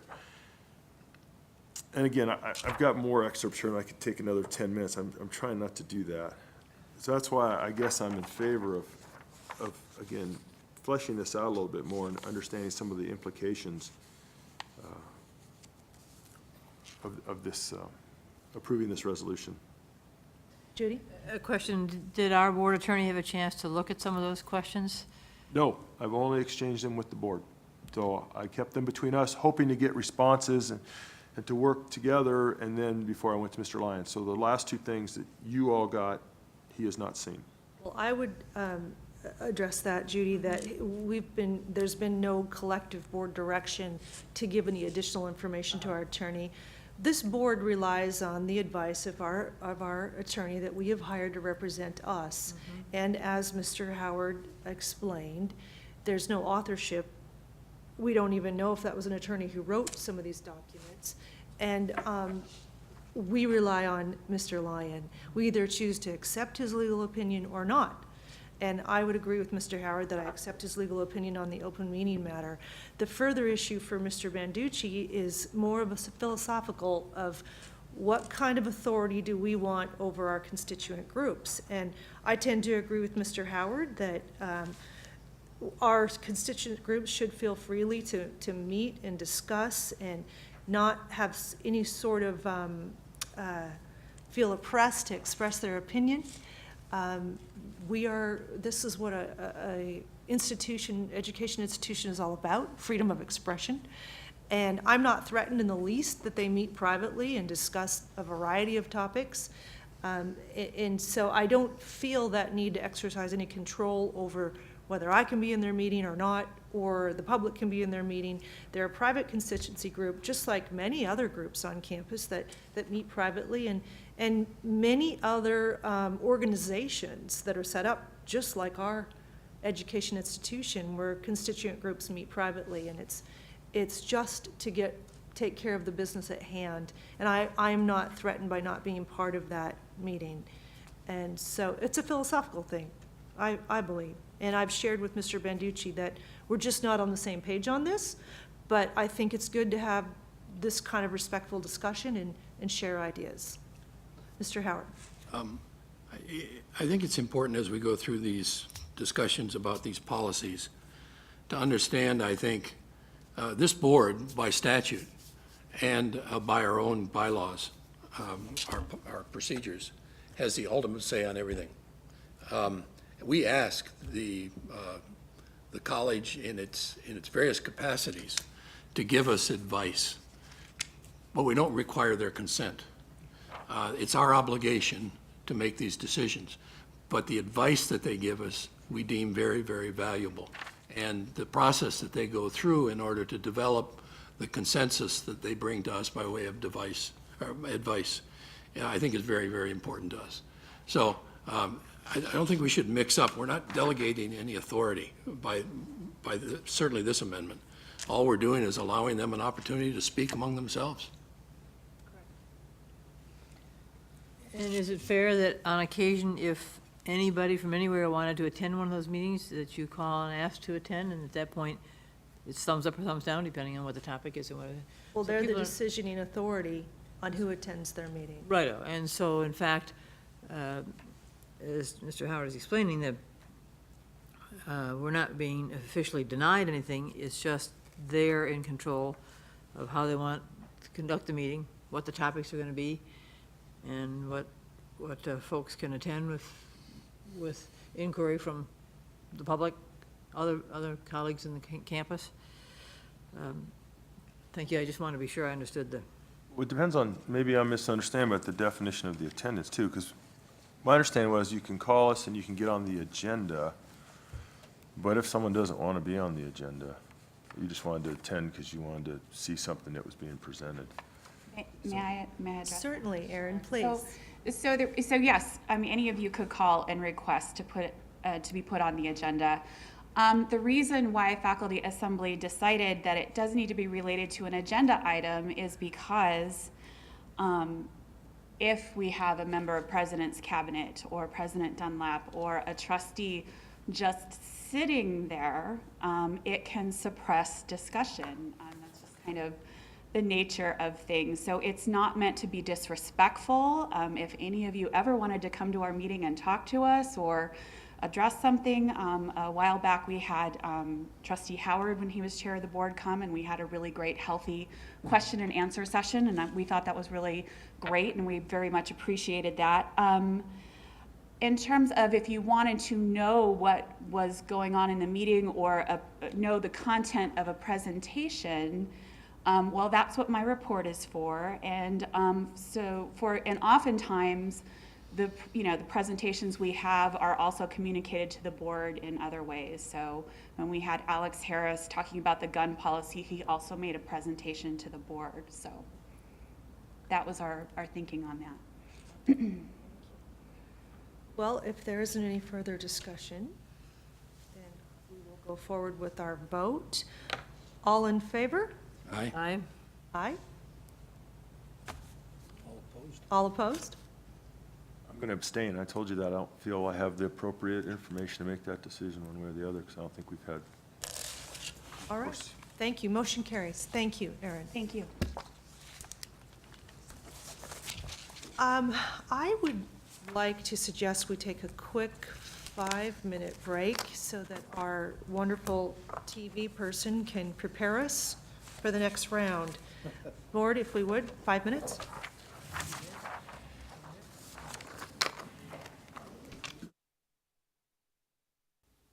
Back to our NIC January 21st, 2015 board meeting. We're back from a short break, and we'll continue on with our agenda. The next step will be new business under tab 2, first reading of revised campus emergency policy 7.04. Mr. Graydon Stanley.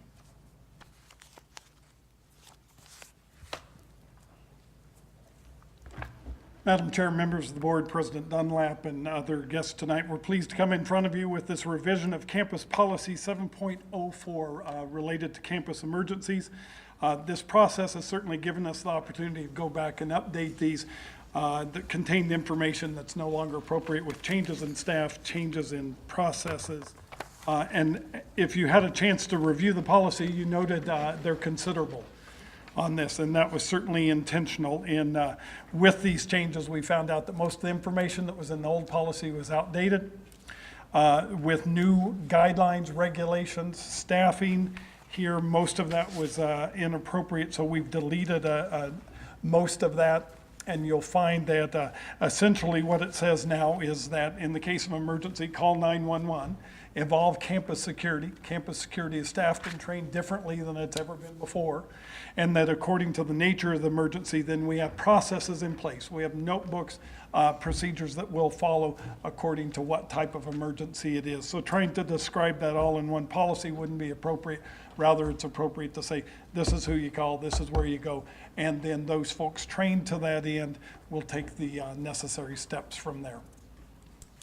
All right, thank you. Well, you're right, there are a lot of changes. Board, have you had a chance to review, and do you have some questions? Do you want to save it for second reading for questions? What is your preference? Yeah. Judy? Thank you.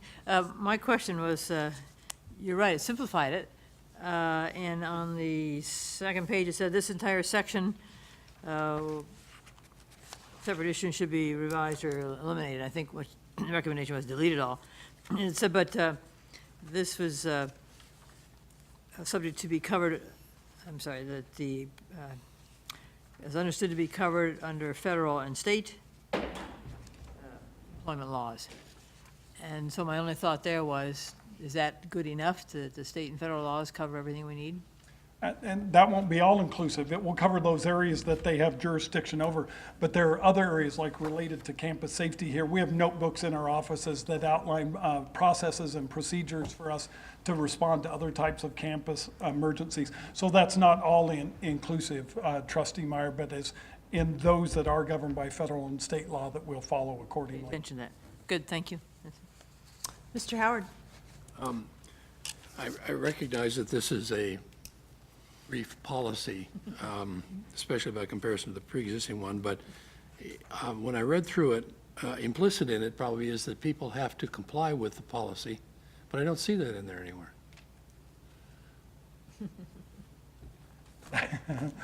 That's correct. That there isn't anything in the policy says that then as an employee or a student, you must follow these guidelines. Shouldn't that be part of our policy? That they, I mean, if we're going to set up a hierarchy of people with authority and responsibility to do things, shouldn't we also tell the people who they're supervising and being responsible for that they have to follow directions? In a number of our other personnel policies, it certainly does that. There's rules and regulations and stipulations of employment or being a student here on campus. Certainly on the student side of that, we talk about, we have the student code of conduct and all students are obligated to comply with those regulations. It makes good sense to me that that could be added as a brief statement in here, and all employees, all constituents are expected to comply with these with I mean, this I'd kind of policy. like to see it in there as part of the broad policy, that not only do we have these policies, but people have to follow them. That would be easy, I think, for us to compose and add to that for your second reading. Thank you. Mr. Banducci? Mr. Stanley, as I was rummaging through my stacks and piles of things, and I have a lot of information here as a trustee, I've got quite a pile. One of the things that I reintroduced myself to was a notebook that I was given amongst many when I first became a trustee, and as I recall, the title across it was something like emergency response, and that now would be a little over 2 years old. Should that dovetail with this, and is that something that maybe as a trustee I should bring back in and let you guys update that for me? You know, in fact, Trustee Banducci, that has been revised, and we do that on an annual basis. There that we made was probably not asking for you to return yours and to update it as we've done all of those on campus for the folks here. So we'd be glad to get you an updated version that follows along with what's been done here. Judy? Just thinking about the discussion about policy and expecting people to follow it. I always assumed that that's automatic. If you have a policy, you're expecting people to follow it. That, why do we have the policies? Do we say in every policy, thou shalt follow the policy? Well, that's a good question, Dr. No, Dunlap. we don't. Yeah, no, but the reason for this overall policy, we are setting up, I think, responsibilities of people under emergency situations to take specific action. And I think we want to let everybody know that they have to follow that. I mean, if I get the phone call at home, I've got to stay at home. Do that. Can't wait for that phone call. I don't know how you got the phone call. That's pretty, were you duck and cover at that point? Sign up for the service. Anyway. I don't have any difficulty with that. I was just thinking through, if we say it here, do we need to say it everywhere? And it sounds like this has a little different flavor to it. I'm fine either way. All right. Well, this is our first reading, and with that feedback, we would ask you to, I'm sorry. Yes, Mr. Browning. Madam Chair, members of the board, Vice President Burns and I are discussing here, and we believe with a pretty good amount of certainty, Executive Director Hill is not here tonight from HR, but in your employment letter, there's a clause that says in your annual letter and in the annual contract, if you are faculty, that you sign that you agree to abide by the policies and procedures of the college. I believe that that's in there as well. All right. Mr. Howard, does that satisfy? Well, I mean, I'd kind of like to see it in this emergency policy because it applies to everybody on campus, not just people who have contracts and that sort of thing. It applies to students, it applies to vendors, it applies to everybody on campus. I agree that it's implicit, quite frankly, in having an emergency policy is that people follow it. I just thought it would be a good idea to have a sentence in there saying you must follow the instructions. Madam Chair and members of the board, I'd love to talk with Alex and others about that further, and maybe some other institutions.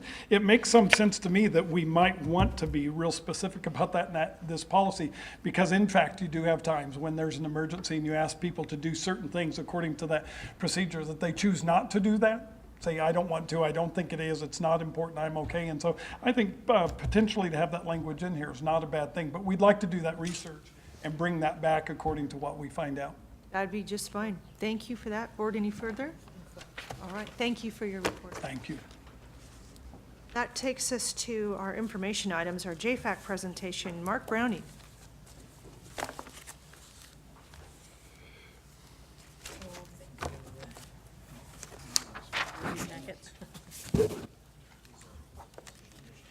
Awesome.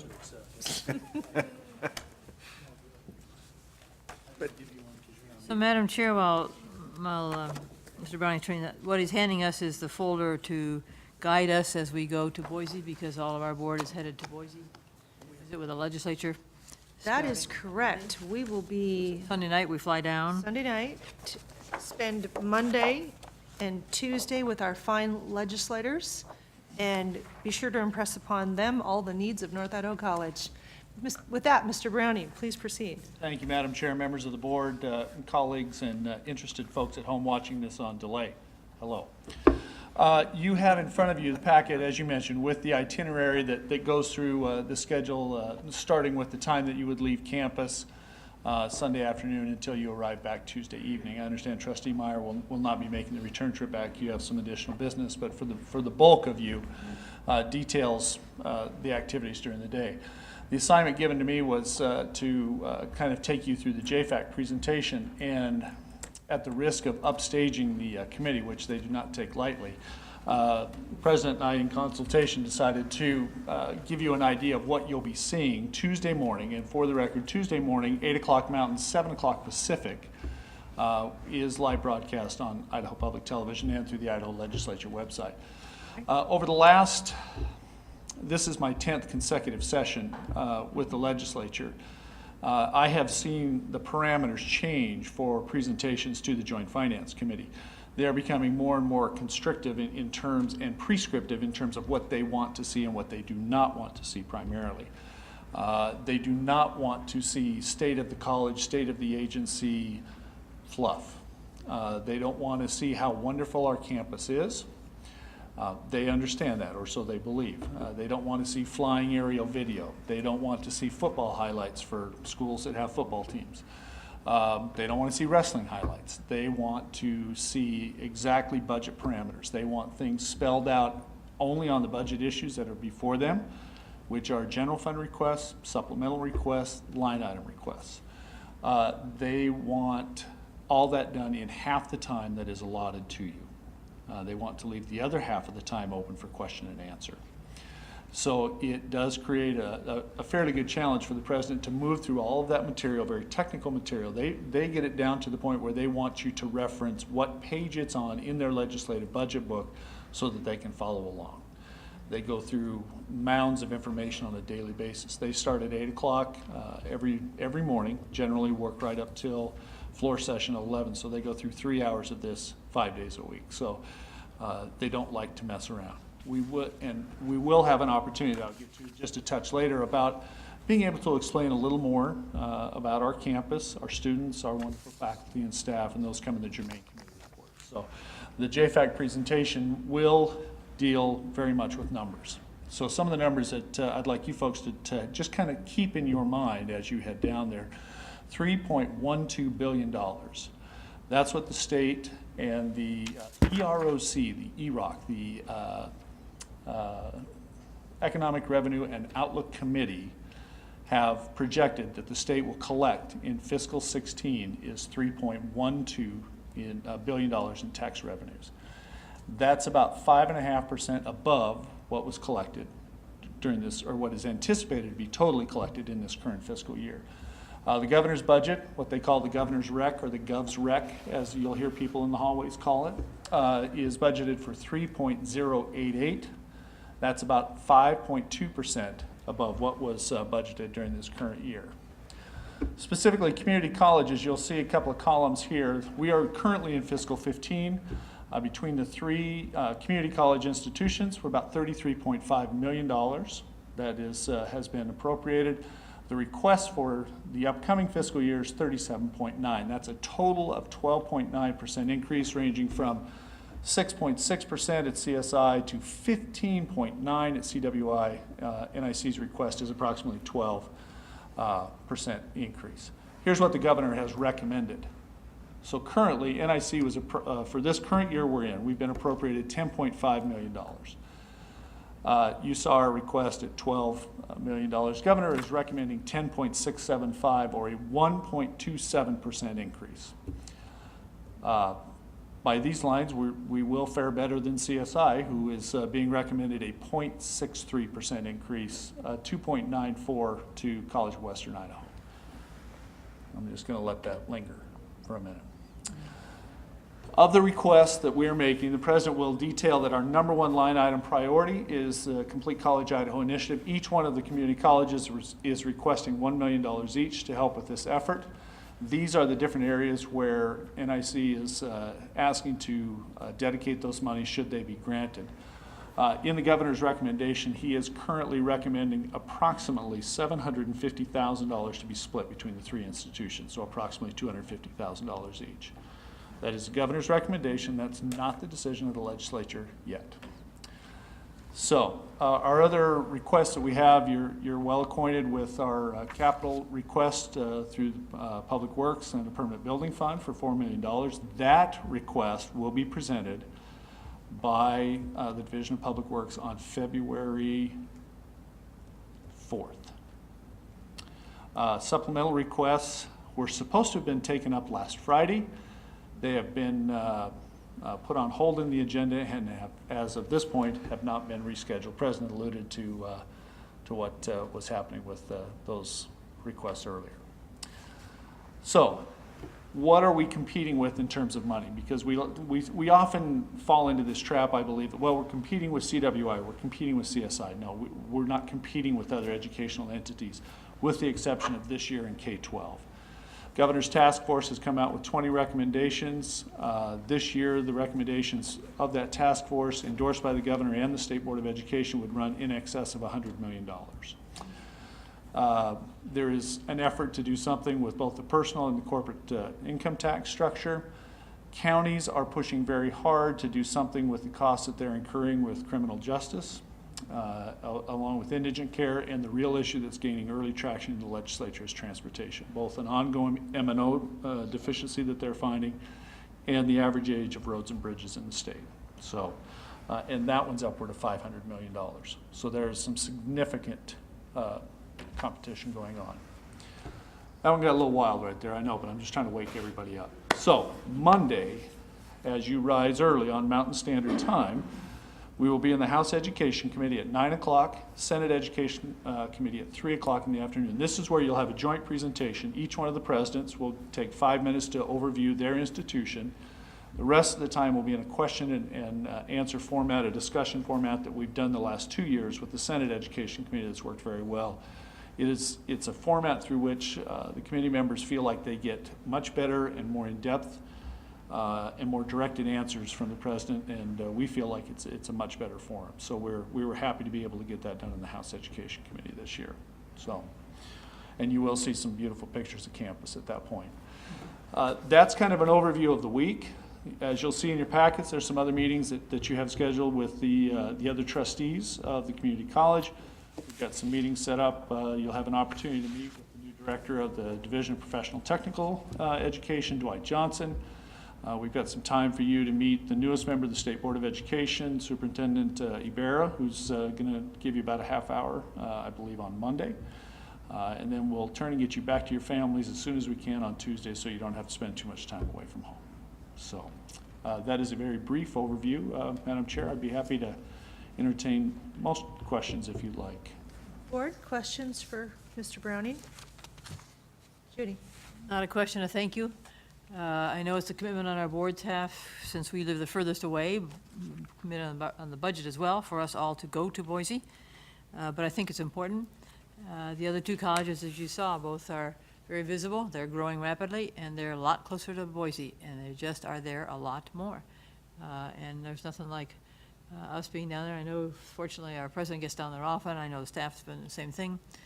But they're hired to do that. When the board and the citizens go down and say, looky here, we're doing good things up here, and you are delivering some unfunded mandates about get everybody up, 60% of the folks up to speed. We just help. Our job is education. I guess that's why we're here in the first place. We get another chance to do it in Boise. So thanks for filling the time. It's a whirlwind time, but it's our only time there. It's 12 months before we get back.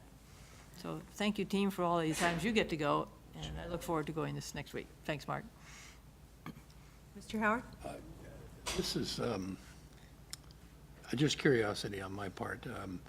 In your slide where you talked about the increases for CWI, CSI, and NIC, and I don't mean to set this up as a competition question, but CSI, although they're only getting, what, 0.63%, they're still getting 13 million and we're getting 10. How did that happen? Madam Chair and Trustee Howard, I believe there'll be books written on that in doctoral thesis, really. Wait for the book then. I want the movie. The curiosity of the higher education funding system in Idaho is really unique and needs significant revision. And there is a push. I know that Vice President Martin and certainly the government affairs folks, we're all pushing for that to happen. It needs to go to something more numerically based. Right now, you have a base plus kind of whatever they're inclined to do for you, and then factoring in enrollment workload adjustment, whether it's positive or negative. It's a system that quite honestly doesn't work, and it doesn't respond to the needs of the colleges. It needs to be fixed. And not only on the transfer side in general fund, but certainly on career and technical. And I think we're closer to getting something done there than we will be on the general education side. Mr. Banducci. Mark, if I may, two questions, and I'll just give them both to you right now. One is, I see the Idaho Public Television on there for half an hour. I'm kind of curious what that's about. And the second thing is, one of the items that I know we're engaged on, or engaged in, however you want to say it, and we've got people working it. I don't see it anywhere on here, and so maybe it's not a topic that you want us to address with anyone, is the whole idea of the out-of-district tuition, the $500, the liquor tax, da-da-da-da-da-da. Are we, as trustees, is that a target of opportunity for us on that topic, or should we just stay away from that while we're down there for those 2 days because we're working it in other venues, other avenues? I think it's a good opportunity for Mr. Howard to talk about briefly, your meeting with the community college presidents, yourself and Dr. Dunlap. Okay, well, let Mark answer the public television, and then let's dive into that. Maybe it's a segue. Madam Chair, thank you. Trustee Banducci, the Idaho Public Television half hour that's slotted is their annual report. That's the schedule for that morning. Oh. Idaho Public Television falls under the guidance and the supervision of the Idaho State Board of Education. So during Education Week, all those entities report. So they put public television in after the 3 community colleges. So thank you for reminding me. Dr. Dunlap. Madam Chair, with regard to Mr. Banducci's question about the out-of-district tuition, I have a slide in my JFAC presentation that shows graphically the lack and stagnant level of funding with regard to that liquor distribution.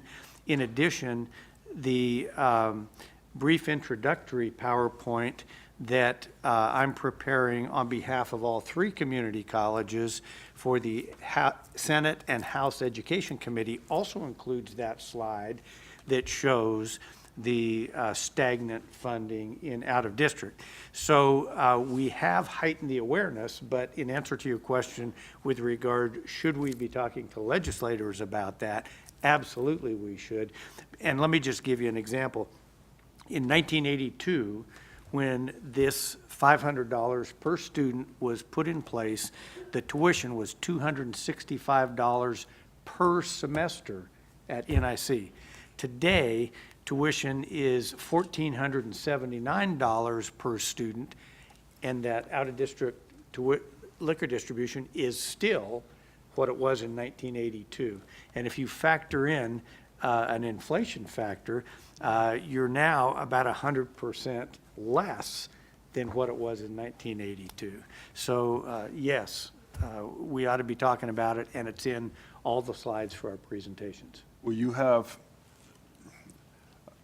through my military career and in my civilian career, there's times where I've learned the technique of staying on message, you know, consistent, say the same thing. So is there, other than just saying it's inadequate, the $500 is antiquated, it's not meeting it, are we going to have a coordinated message, or is there actually going to be something where we're going to make a suggestion as to where we go from here on that? And we may not be prepared to do that yet. I don't know what we've proposed or how far we are along on that we have any consensus amongst the 3. Because if I'm speaking to a senator, I want to make sure I don't misspeak. Does that make sense? Yeah. Or go off on the wrong? I wouldn't get into that topic area very deeply because there is no plan. Okay. There's a need. Yeah. Some of the thoughts that are being talked about, and let me caution you that they are just thoughts that are being talked about. There's no widespread agreement or anything else. We've told the other community colleges and the Association of Counties that we've been raising the tuition on the out-of-county students. They all know that. 2 of the community colleges don't need to do that. They got different taxing districts. They got different situations. But the counties are well aware of the problems that are being generated by the increase in the dual credit and other impacts that are going to impact a lot of these smaller counties. So they're starting to talk about it. One of the things that was actually talked about at the last meeting was maybe having the counties completely give up their subsidizing their students and put that money from the liquor fund into a general pot that goes to the community colleges, and then the community colleges will apply it to the out-of-county students. And that's got a lot of work before, but those are the kind of almost kind of wild ideas that are being explored, because the counties, they really want to get out of the business of subsidizing their students. That's fairly clear. I'm sure they're talking about trying to do it in an equitable fashion. If you take someone like Kootenai County, who gets to keep all theirs because we're already here, we're already taxing, and there's a lot of liquor sales in Kootenai County, that's a lot of money to give up, where maybe a county in eastern Idaho that's already subsidized and may not have a lot of liquor sales, so that they're giving up pennies, relatively speaking. So, one more thing, if I may, sir. And Ken, since you're so versed on this, there's a separate issue that I think still ties to this, and I'm wondering if it's being addressed simultaneously. It's the fact that CWI is funded under a different mechanism. And at some point in time, that's going to have to be addressed, because that's actually coming out of the governor's budget versus North Idaho College and CSI out of the general budget, where we're doing the 50-50 split. Are they looking at that in the big picture from the 10,000-foot view as part of this? Because that's a whole funding. That's what Mark was referring anyway. to, I think, earlier, Correct. when he said the whole thing needs to be revised. And And that, Yeah. top level, so. Madam Chair, if I might, when CWI was established by the voters in 2007, starting in fiscal '09, that budget item came as a line item through the governor. Since then, it has just been a standalone line item, and then CSI and NIC were funded through the community college budget. Those three need to come together, and that's that has been an ongoing discussion. So I would say, back to the out-of-county issue, it is great to raise it. It is absolutely, I think, upfront to acknowledge that there's no clear solution at this point. We are working towards a solution, because I still firmly believe that the best solution will come from the community colleges and the counties working together. We have a better understanding of what the issue is, because both entities deal with this on a very much on a daily basis. Generally speaking, a legislative fix that has a genesis in the legislature may not be exactly what we're all looking for. It's taken us 2 years of talking, arm twisting, talking some more, to really get a majority of the counties, not a majority of the population of the counties, but a majority of the counties to recognize that this is an issue. And they're coming to the table now at a much faster rate because of dual credit and online. Yeah, and let me add another caution, too, in your discussions. It's best to talk less about specifics and maybe just about need, because every time you start talking about specifics, then the idea of representation comes up, and the idea of maybe, and the idea is been talked about, maybe we ought to do away with community college boards of trustees and put everybody under the State Board of Education. And so when you start digging away at this terrible Gordian knot of issues, just be cautious about the kinds of things that might get uncovered and might come into the discussion. So my suggestion is keep it very general in terms of need. Don't talk about solutions. No problem. That's why I was asking. I just want us to be careful, because there are some landmines. You know, and one of the things that it draws me back to is, in our packets again this year, you guys have helped us with who's on the committees and who are the chairmen and the JFAC seating and all the stuff like that. So, bearing in mind what you said, Ken, and trying to be judicial in our conversations, if there's a particular senator or representative or two or three that we may want to be more attuned to having this conversation, even at the general top level, that would be good to know too, if there's, Well, Senator Mortimer has been involved in some aspect of this, but it's really been different than what we're talking about here. I can speak to that a little bit, Todd, because as you think about it, we have a lot of new legislators from Northern Idaho. So one of the things we need to do long before the folks get to Boise is begin to visit with them, which I know we've done. But I was in Boise last week, and the fellow that replaced George Eskridge, and George Eskridge was a real fan of the college, and that was easy to visit with him. The new person, I think, will do just fine, but I did say to him for the first, alerting him to what NIC does and how we have an outreach center there, and highlighted to him the fact that we're glad to serve folks there, but we have to still figure out more ways to do some funding, and just kind of leave it open-ended, but begin to educate somebody who's overwhelmed being in Boise now for 2 weeks with what's ahead to figure out what we're going to do. And I think it's really important, Mark, what you've identified, and that is, rather than take a problem to the legislature, we need to take an answer. And I know you're working hard on that. And that's why I was asking, how do we go, when you talk about our allies, I know we got Luke Malik on JFAC, and I know the Senate Education Committee has Nonini and Souza, so I know those folks are there. We lost some of our other JFAC, well, Sean Keogh's, yep. Yeah, I'm sorry, Sean, I was thinking from our, but you're right, if we include the North, yeah, Sean's on the JFAC also. All right, board, any further questions or comments for Mr. Browning? This was helpful to have, I'll use the source of this, which was a list, Todd, and I tucked it in my folder, where it talks about our college priorities and then talks about the community college priorities. Again, I think we're making an effort to say, there's a system here, don't divide and conquer. We community colleges are going to hold hands because we have some common things. So it was good, thank you. Madam Chair, in response to Trustee Meyer, this handout was standardized with the other two community colleges. Bravo. We passed this out at the luncheon on Monday, and so at least 64 of our legislators have this already. Very good. Will we be sharing it anymore while we're?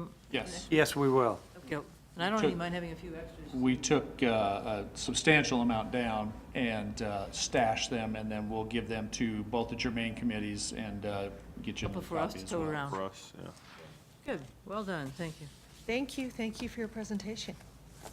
And again, I would like to thank both Dr. Dunlap and Mark for heading to Boise on a holiday weekend while the rest of us were enjoying a 3-day weekend.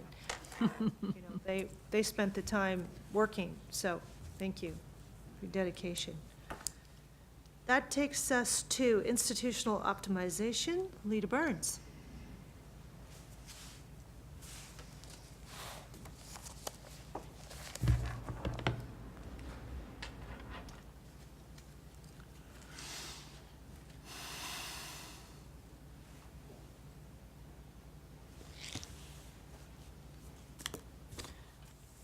Madam Chair, Trustees, President Dunlap, it's a pleasure this evening to be able to present to you this new initiative we have at North Idaho College called Institutional Optimization. And just to give you a little bit of background of how we got to where we are today, I would share with you that during the 2012-2013 academic year, the State Board of Education requested that the four-year institutions begin to engage in program optimization, program prioritization is what it is called. And I have the opportunity to sit on CAP, which stands for the Council on Academic Affairs and Programs, with the provost and other vice presidents from the community college. And program prioritization became a major topic of that committee for that year and the next academic year as they were going through their program prioritization process. So in listening to those discussions, I came back and talked with my colleagues here at the college, and we were talking about the fact that the issues confronting the four-year institutions, the colleges and universities, were not necessarily that different from some of the major issues that we are confronted with in terms of sustainability. Certainly, we know that our funding from the state has decreased over the years, and President Dunlap will share that during his JFAC presentation. And we also know that there's a significant, we recognize that there's limitations to the amount of tuition that we can expect to receive from our students. And then lastly, we know that there's a very respectful reluctance to seek additional funding from taxes in our own communities. All that leads to is that in terms of sustainability and how are we going to look to the future, probably our best way to make sure that we continue to provide the high level of services and the high level of education at North Idaho College is going to be through reallocation. That is really taking a look at what we do best at North Idaho College and building on those successes. Taking a look at some of the programs that provide great services for North Idaho College, but maybe are not working well because we have not invested enough in those programs. And then also taking a look at maybe some areas that really are not serving our mission well at this particular point, and what it is that we might do about that. So we pulled together a group of folks, a large committee from across campus, a steering committee, to really begin to take a look at this question and figure out how it is we could go about implementing an optimization plan. It was interesting that as we began our discussion, the focus really was a very positive focus, saying we want North Idaho College to be as strong in 10 years as it is today. We want it to be as strong as 25 years as it is today. And so although the genesis of this really was in program prioritization, as we discussed it, the word optimization came up. And we started talking about how important it might be to optimize the institution. And then it moved from being program optimization to really talking about it more institutionally. And we finally landed on the title of institutional optimization. So I'm presenting for you the charter that we came up with to this initiative. And I am going to take the time to read it because I think it's important to have this shared with our public as well. Program optimization is motivated by a desire to raise the college's ability to provide distinguished educational programs and to provide support to all the students it serves. The process is therefore comprehensive of the full array of activities at the college, considering every area that has identified commitment of human, financial, and material resources to identify strengths and limitations to achieving program goals. Through a shared commitment to shape NIC for the future, we will adopt a set of actions that position the college to thrive in the 21st century.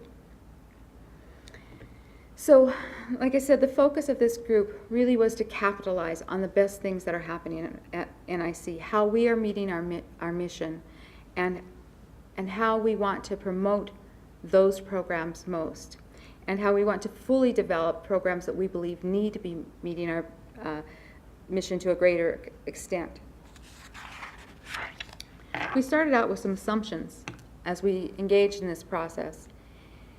And the entire process, just so you know, was really based on Robert Dickinson's prioritization of academic programs and services. So it's a book that's been published, and that's certainly the guide that the four-year institutions used as well. But we really are taking a little bit of different spin on what he has presented.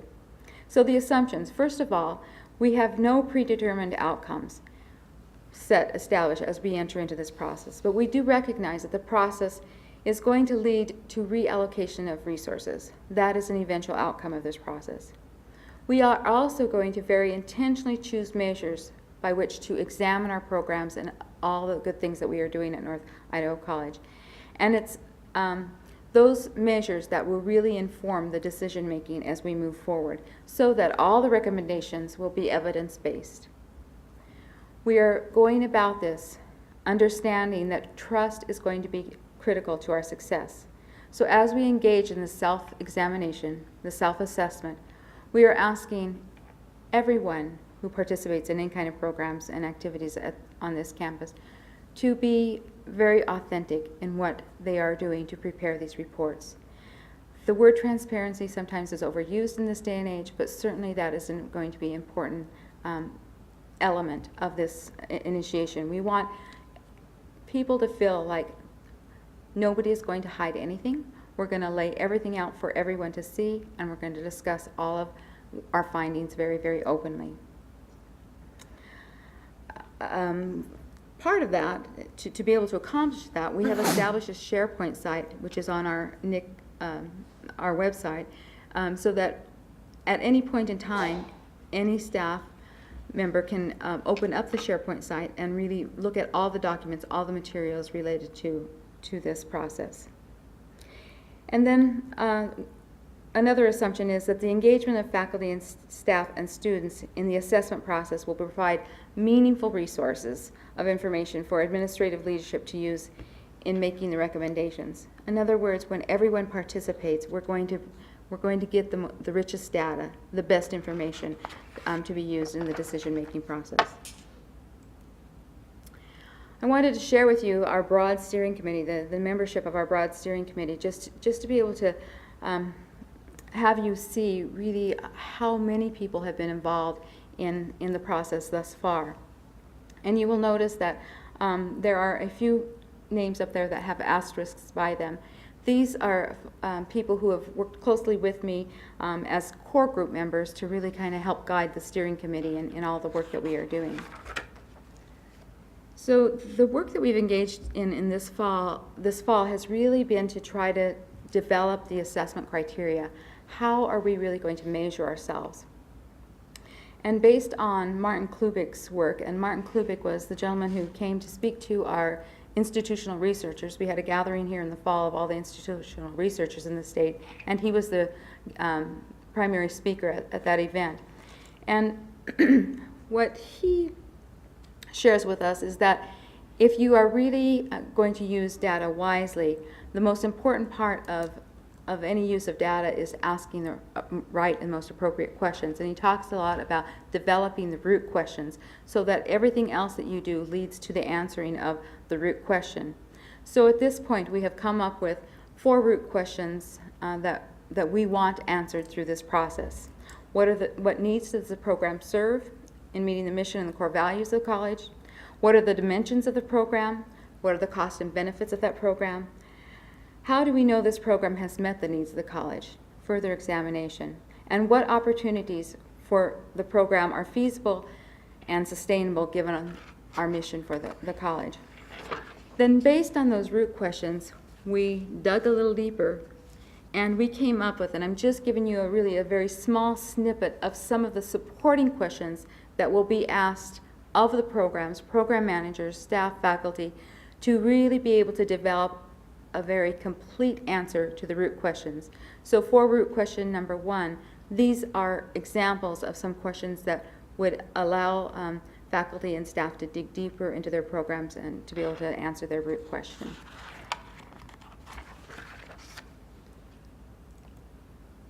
And then finally, we've put ourselves on a very, what I would say, strict timeline in order to get to the end of this first round of our institutional optimization process. So in January, we've taken the time to present the criteria to the President's Cabinet and the management team for their review and approval, and certainly we want feedback from them on all these questions we've presented. So we'll be gathering their feedback here in the next couple of weeks.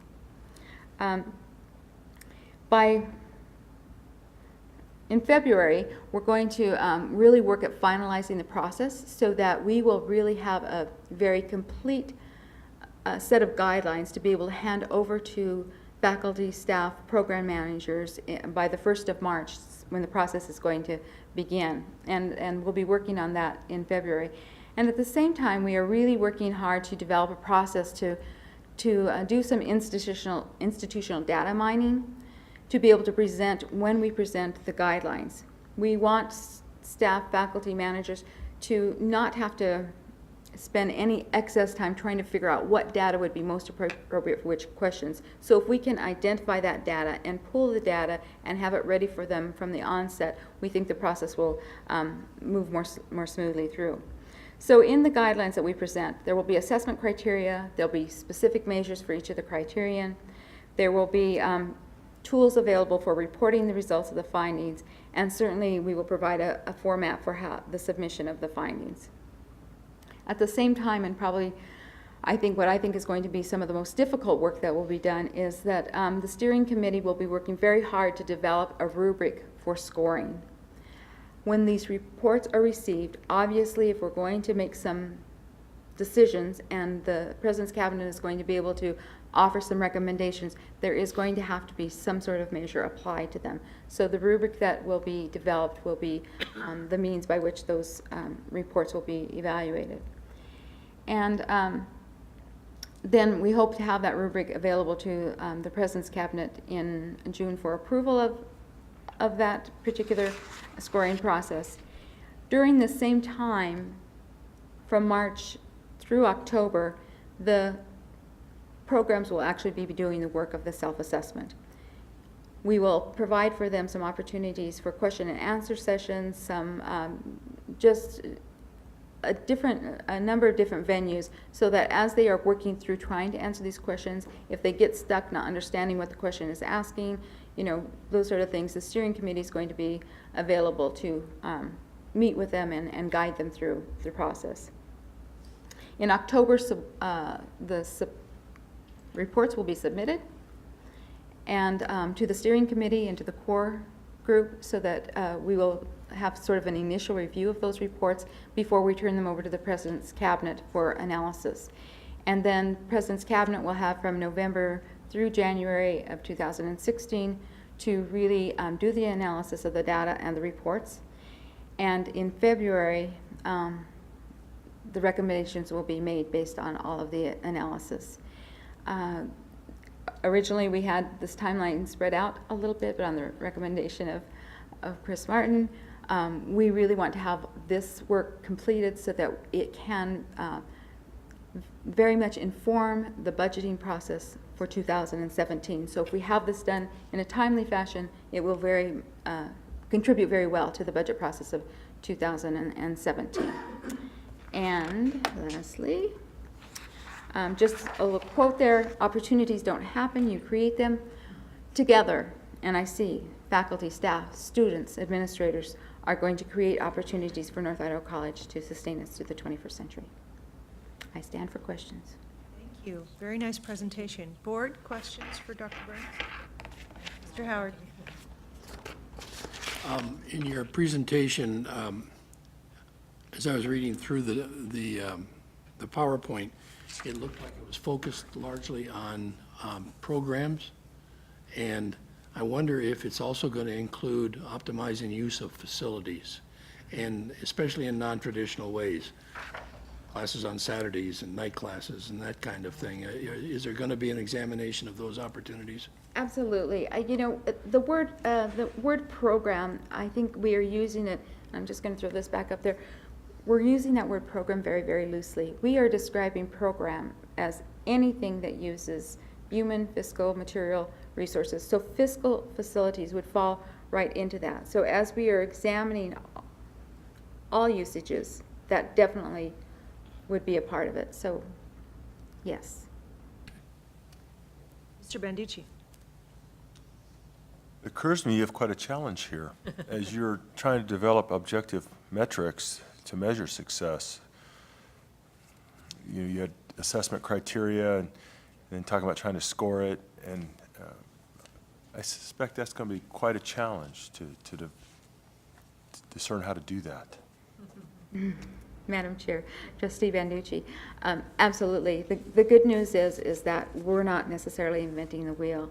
There have been a number of institutions, higher education institutions, who have already gone through this process and really looked at developing those types of rubrics. Certainly the four-year institutions in our state have most recently gone through that, and are more, it's all public material at this point, but certainly more than willing to share that with us one-on-one. What we have to do is take all of that information and see how it fits for North Idaho College and for the questions we have established specifically for North Idaho College, which is really important. So good that there has been some good work done in this area already, and so we will certainly utilize that as a basis by which we develop our own. But you are correct. It will be extremely challenging. Well, Dr. Burns and Dr. Dunlap, go right ahead. Just a quick comment, Madam Chair, thank you. First of all, I'd like to thank and compliment Dr. Lita Burns on taking on this yeoman's task. And she and her team have done a wonderful job. This institutional optimization will have very significant implications with regard to human, fiscal, and plant resource allocation. And so it strikes at the heart of being efficient and looking at programs and determining their level of efficacy to the extent that we allocate resources based on the vision for the college within the state structure. So Lita, thank you so much for taking the leadership on this, and great job. Thank you. Certainly agree, and the trustees will benefit greatly from the work that you bring back to us, and so we certainly appreciate the leadership roles you've all taken in initiating this. Thank you. All right, that takes us to the board chair report. I just had a couple of items, board issues that I see coming forward for us to ponder and discuss, that I think you will get some sort of proposals. I do believe the city of Coeur d'Alene will come forward at some point with a proposal to discuss beach annexation. So just put that on your radar, that you may get something in the future on that, and we'll discuss it at that time. I also believe that, well, I know the city of Coeur d'Alene is in process, the chief of police is going to meet with, at the council meeting, and ask the council to gift to the Post Academy, the College Post Academy, a number of holsters that belong to the police department. And these are really nice holsters. One of them's mine. But he has replaced our holsters with a different style, and they're nice and in good condition. And so the city would like to gift those to our students so that they can use them for training. It needs council approval, but I have every bit of confidence that the council will do that. The other thing is, I had asked Dr. Dunlap to start bringing together the committee for the joint use facility. We've learned that there may be some, everyone wants to have the same message. We want the facility, but we need to bring that message together. So Dr. Dunlap's going to put together that committee. Todd and I are the liaisons, and we hope to have a date on that fairly soon. You've got a few things pending in Boise, so we'll give you a little break on that. Thank you. And then, remember, board, we have our retreat in February with our President's Council, and we're looking forward to that. If you have agenda items you'd like to see brought forward, please get that information too. If not, Dr. Dunlap and I are going to do whatever we want. And so those are the terms. And Patty Shea's. And Patty Shea, thank you. Everyone is fairly familiar with Patty Shea, and she has agreed to facilitate that retreat, which we're very grateful. So with that, I'd move for remarks of the good of the order. Judy. One thing, Madam Chair, in the April board meeting, we were just talking about outreach. Aren't we meeting in Sandpoint? Yes, we are. Because I just noticed on the calendar, April 22nd, is that the board meeting date? It says sub, and I wasn't sure what I was reading, but anyway. Okay. Whenever our board meeting is, it's in April in Sandpoint, right? Okay. Then I had one other item good for the order, and that was to recognize in what has been a terrible tragedy, and that is the loss of one of our former NIC students, Ronnie. Happened, I think, since right after Christmas. And the fact that a faculty member here has identified the need to help with the son that's for the college scholarship, and she's taken a leadership role making that happen, and so is Sue Idaho Independent Bank. And it sounds like it was a very talented person, and not only finished here, but then went off to the University of Idaho, I think, and was at INEL. A loss in many ways, but as is typical of a community college, the community has rallied, and here's a way to share back that I'm proud of Renee for doing that. Yeah, absolutely. All right. Thank you, Judy. Board, anything else? Well, then we will adjourn. Thank you. You get to smack.